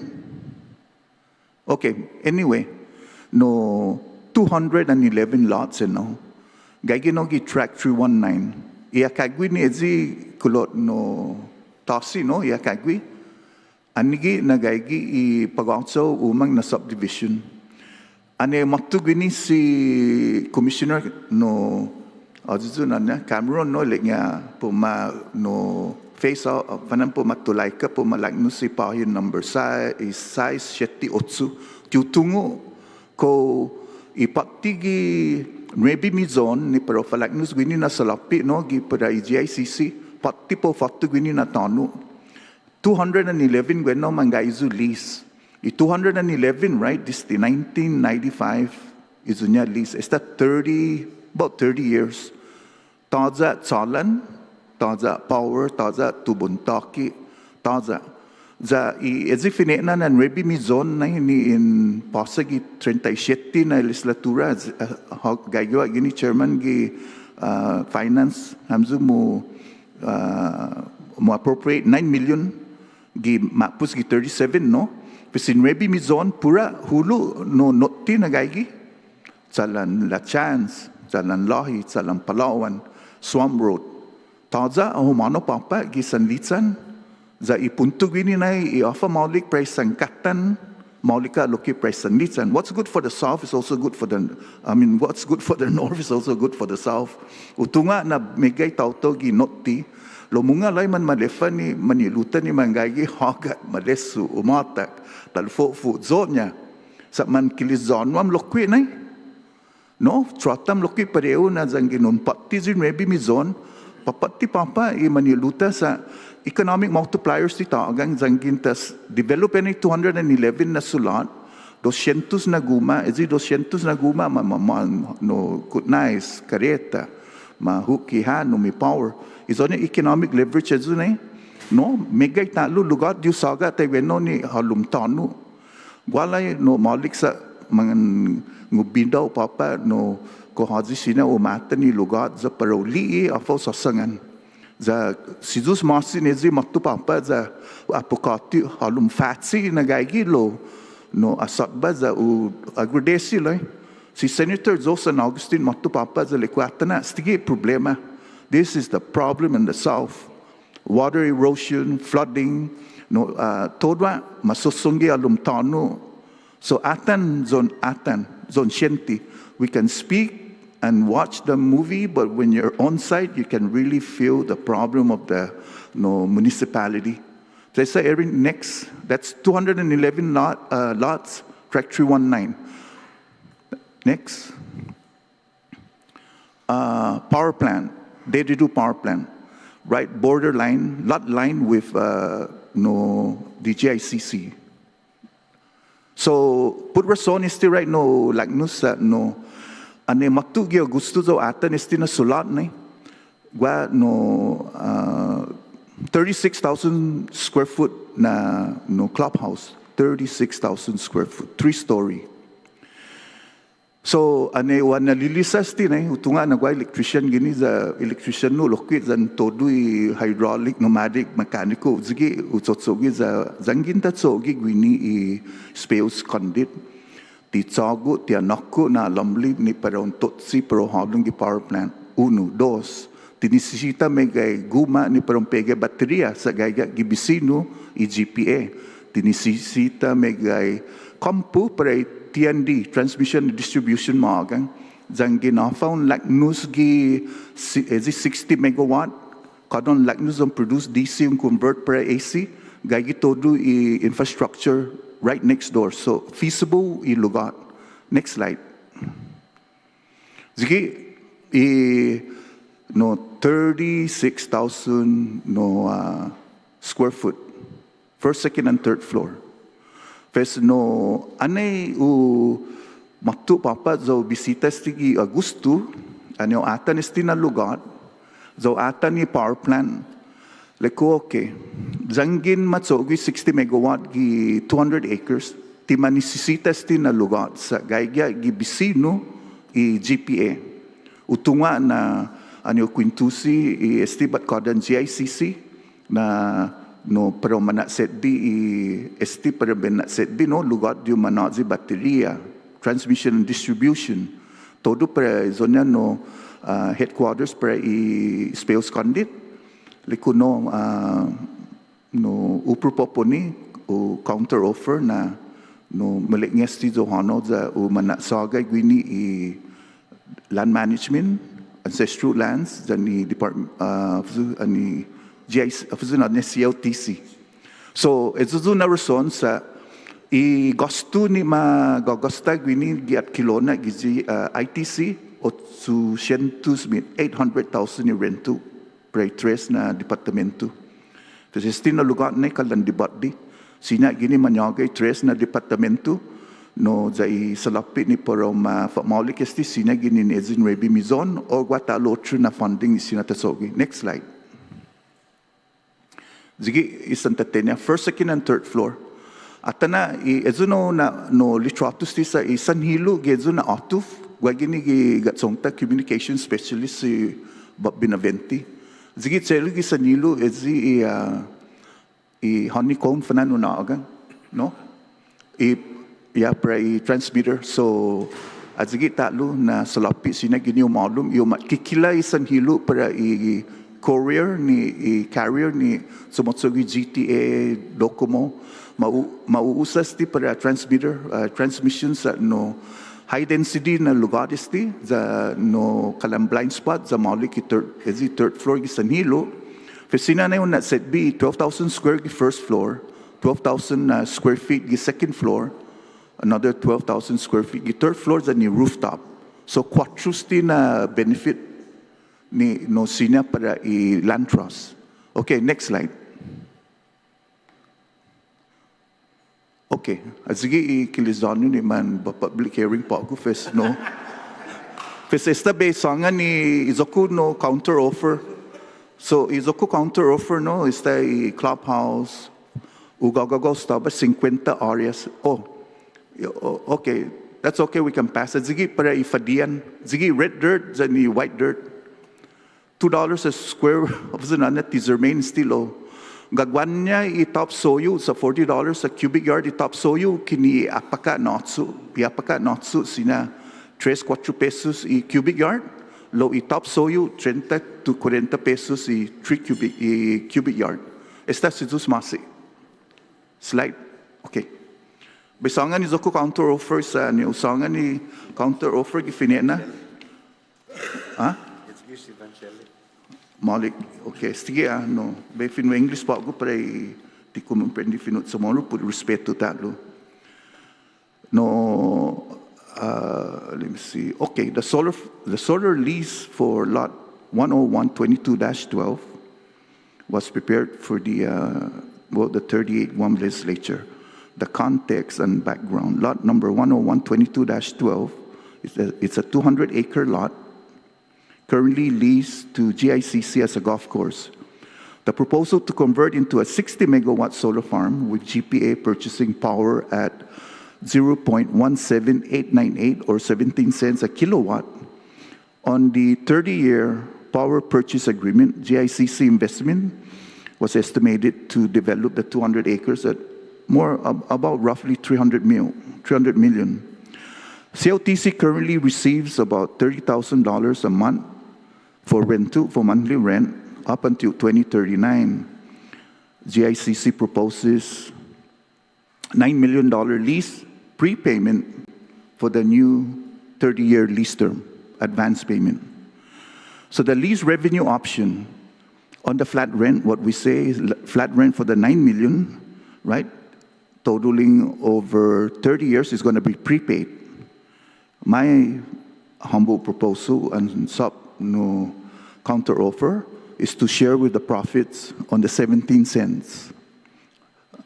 I am respectfully asking the body here to consider 1.5 cents. Un centimo sa ni media no tagagago kada kilowatt hour.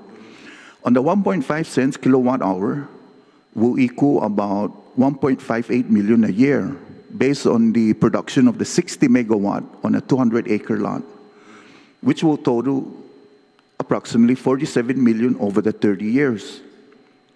Remember, the flat rent was 9 million, but if we share profit at 1.2 cents for the 30 years, our people, the 10,000 or 60,000 constituents, no applicants, will have about 47 million more for your infrastructure and other operations. So, again, my proposal is to combine the flat rent and the profit sharing, but instead of paying 30,000 a month, we'll go about maybe 20,000 a month with 1.5 cents per kilowatt hour. You guys that do the numbers, you can do the numbers and you can compute based on all the analysis that we've done on the 200 acre. So we call it hybrid at 20,000 a month, 20,000 versus 30. Base rent plus 1.5 cents a kilowatt hour will equal about $54 million. So now we go to the step 2. On the second page, on the financial comparison on lease models, on the top row we have the model, the annual revenue, the 30-year total, and the CLTC share of solar revenues. On a flat rent, we have an annual cash flow of about $300,000. On the 30-year, it would be $9 million, which is what was being proposed on the floor, on the table. $9 million advance payment plus or minus 12 or 13% based on the appraisal. Now, that is 1.6% of the total revenue for the 30 years. 1.6 is what our people will earn on this flat rent.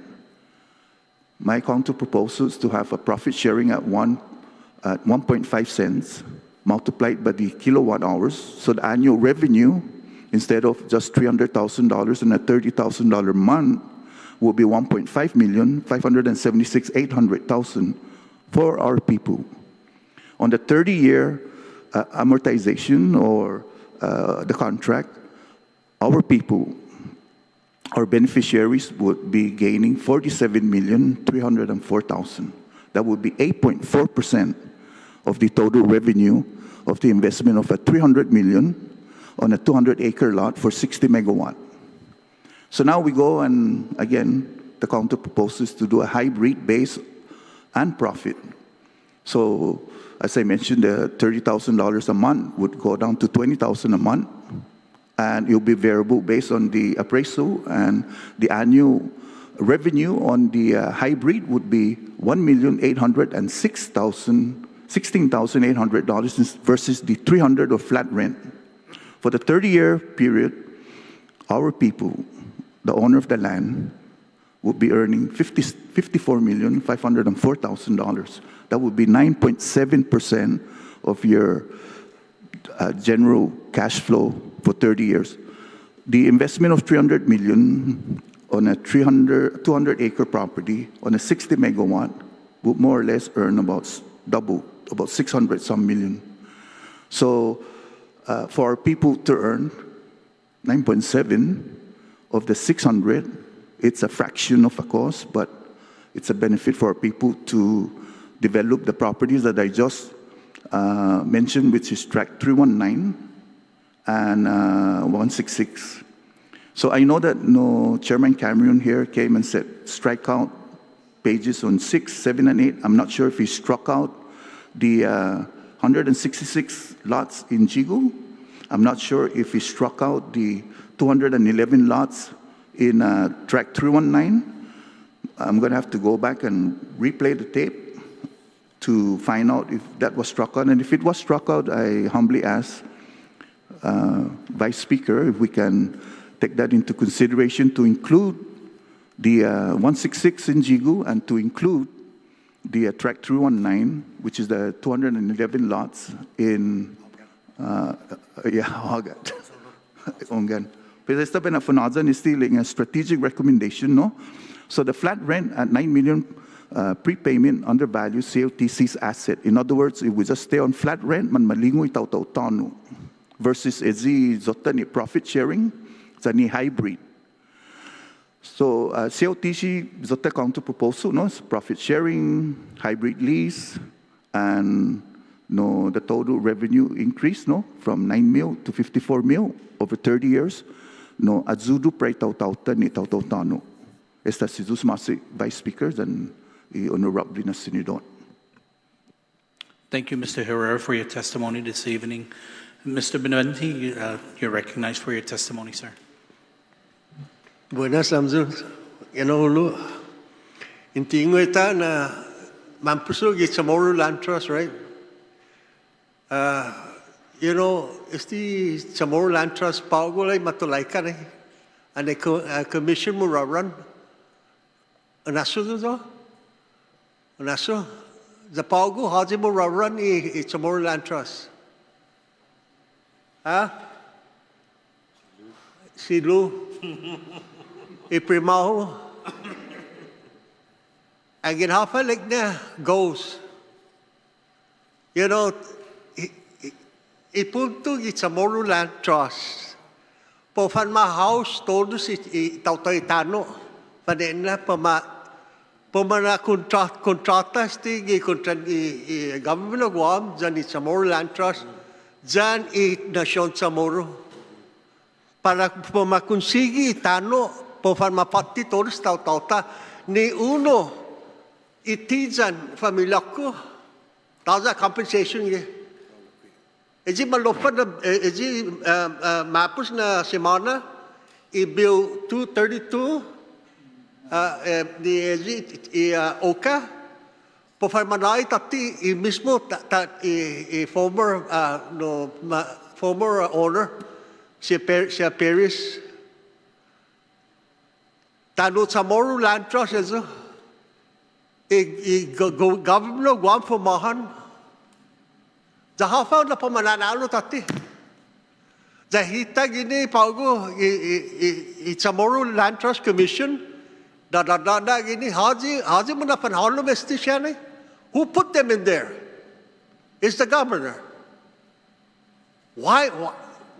You know, in the first place, I mentioned in the round table as back in the years 2000 for that, I call for a round table to formalize a tribunal council.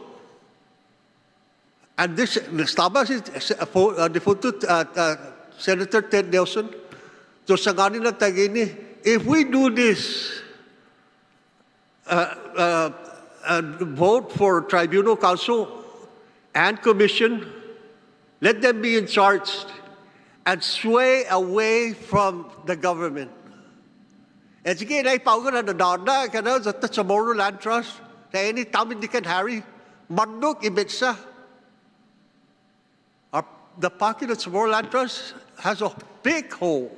Why have Chamorro Land Trust if somebody's running it besides the commission? It doesn't make sense. Logically, doesn't make sense. I got some. You guys understand where I'm coming from. Why even have Cameron being a whatever and a commission? Why? It doesn't make sense. Basta you be a commissioner and let the governor be the head honchos for and draw away the Chamorro Land Trust. You know, if it's on government holding itano, man mapedihin. If it's the government is holding it, the land here, we're going to lose it. Because you guys are here for 4 years, 5 years, 6 years, and then out you go. Governors come in and out.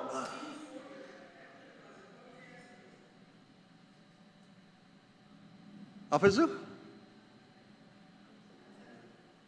Lana, you know, establisagan na the Claros and Agang isti hapan na in madispoponi isti paugo komanfila isti na tautawis it's a more land trust. Did they line up for the Chamorro Land Trust in the beginning?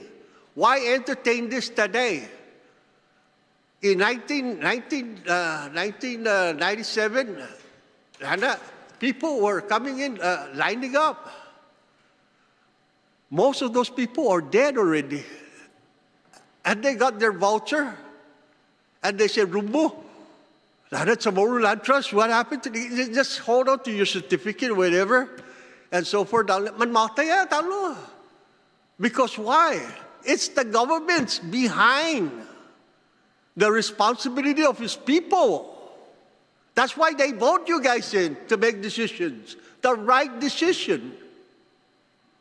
No matter if it's how do you call it, a solar panel or a golf course. Right now, it's nothing for me. I am more interested for the people, not for one individual business. The intent of the Chamorro Land Trust, Gilasyon Chamorro, is for the people first. That's my understanding. Hello, you know that. Chris, Therese, Joe, Tony. It's for the people. It's for your kids also. Remember that. You guys going to be out in political for, when you get older. Taniya mo na former senators, they're out. They're out. But they're looking at in you guys to make a change. Make a change. Bring it back. Bring it back to reality, Gatson. I don't know what more to say, but I am very compassionate with our people.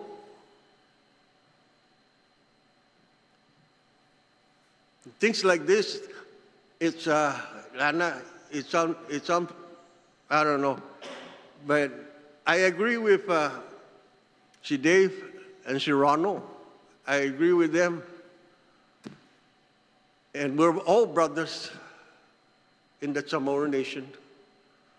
There's a lot of the Chamorro Nation passed away, and they foresee you guys to make the right decision.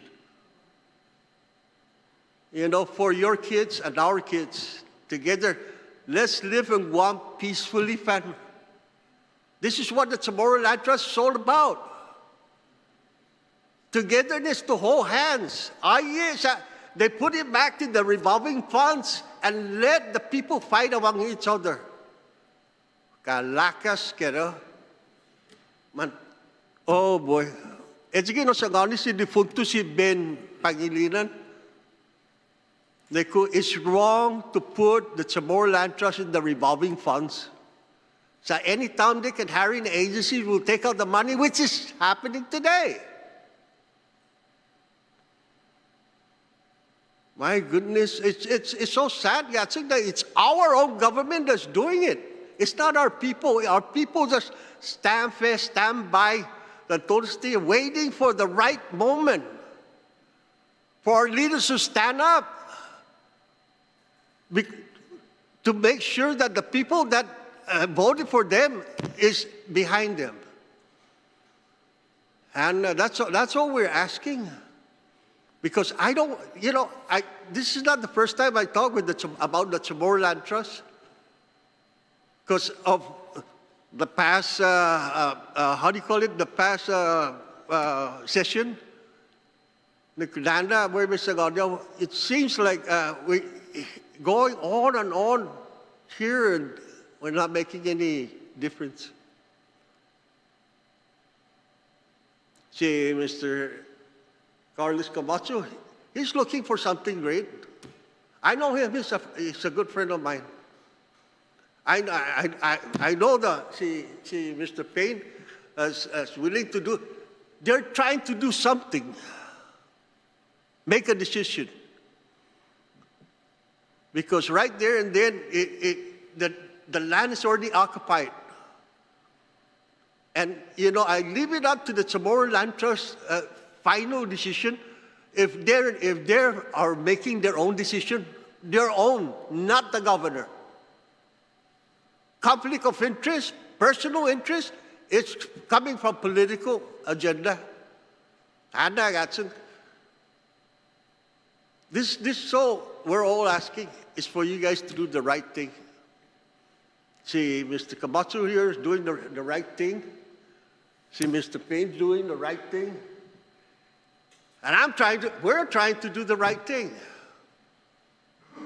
Let Chamorro Land Trust has to be going down the how do you call it? Let's go back to the drawing board with that.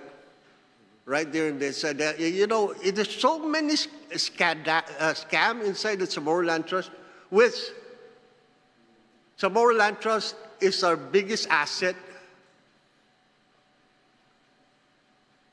Si defunto si Ed Regis, former, Tiyo zo, asagana zo, like Naileo.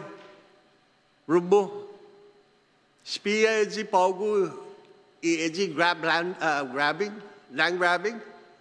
Se stop malofad stay on yo. Dana utsogi zo. Dana man malingun alam itano. Apa no? Land grabbing, land grabbing para academy, police academy, land grabbing para todos siya. Special Olympic, talo. Where did he go?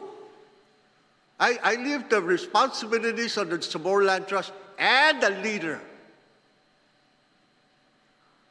Powerful, whoever's running the show up there, powerful stuff. I'm fed up. We're fed up. Let's just do what we have to do to make things a lot better in Guam. Thank you, Jus Marcy. Thank you, Mr. Benavente, for your testimony this evening, sir. Appreciate it.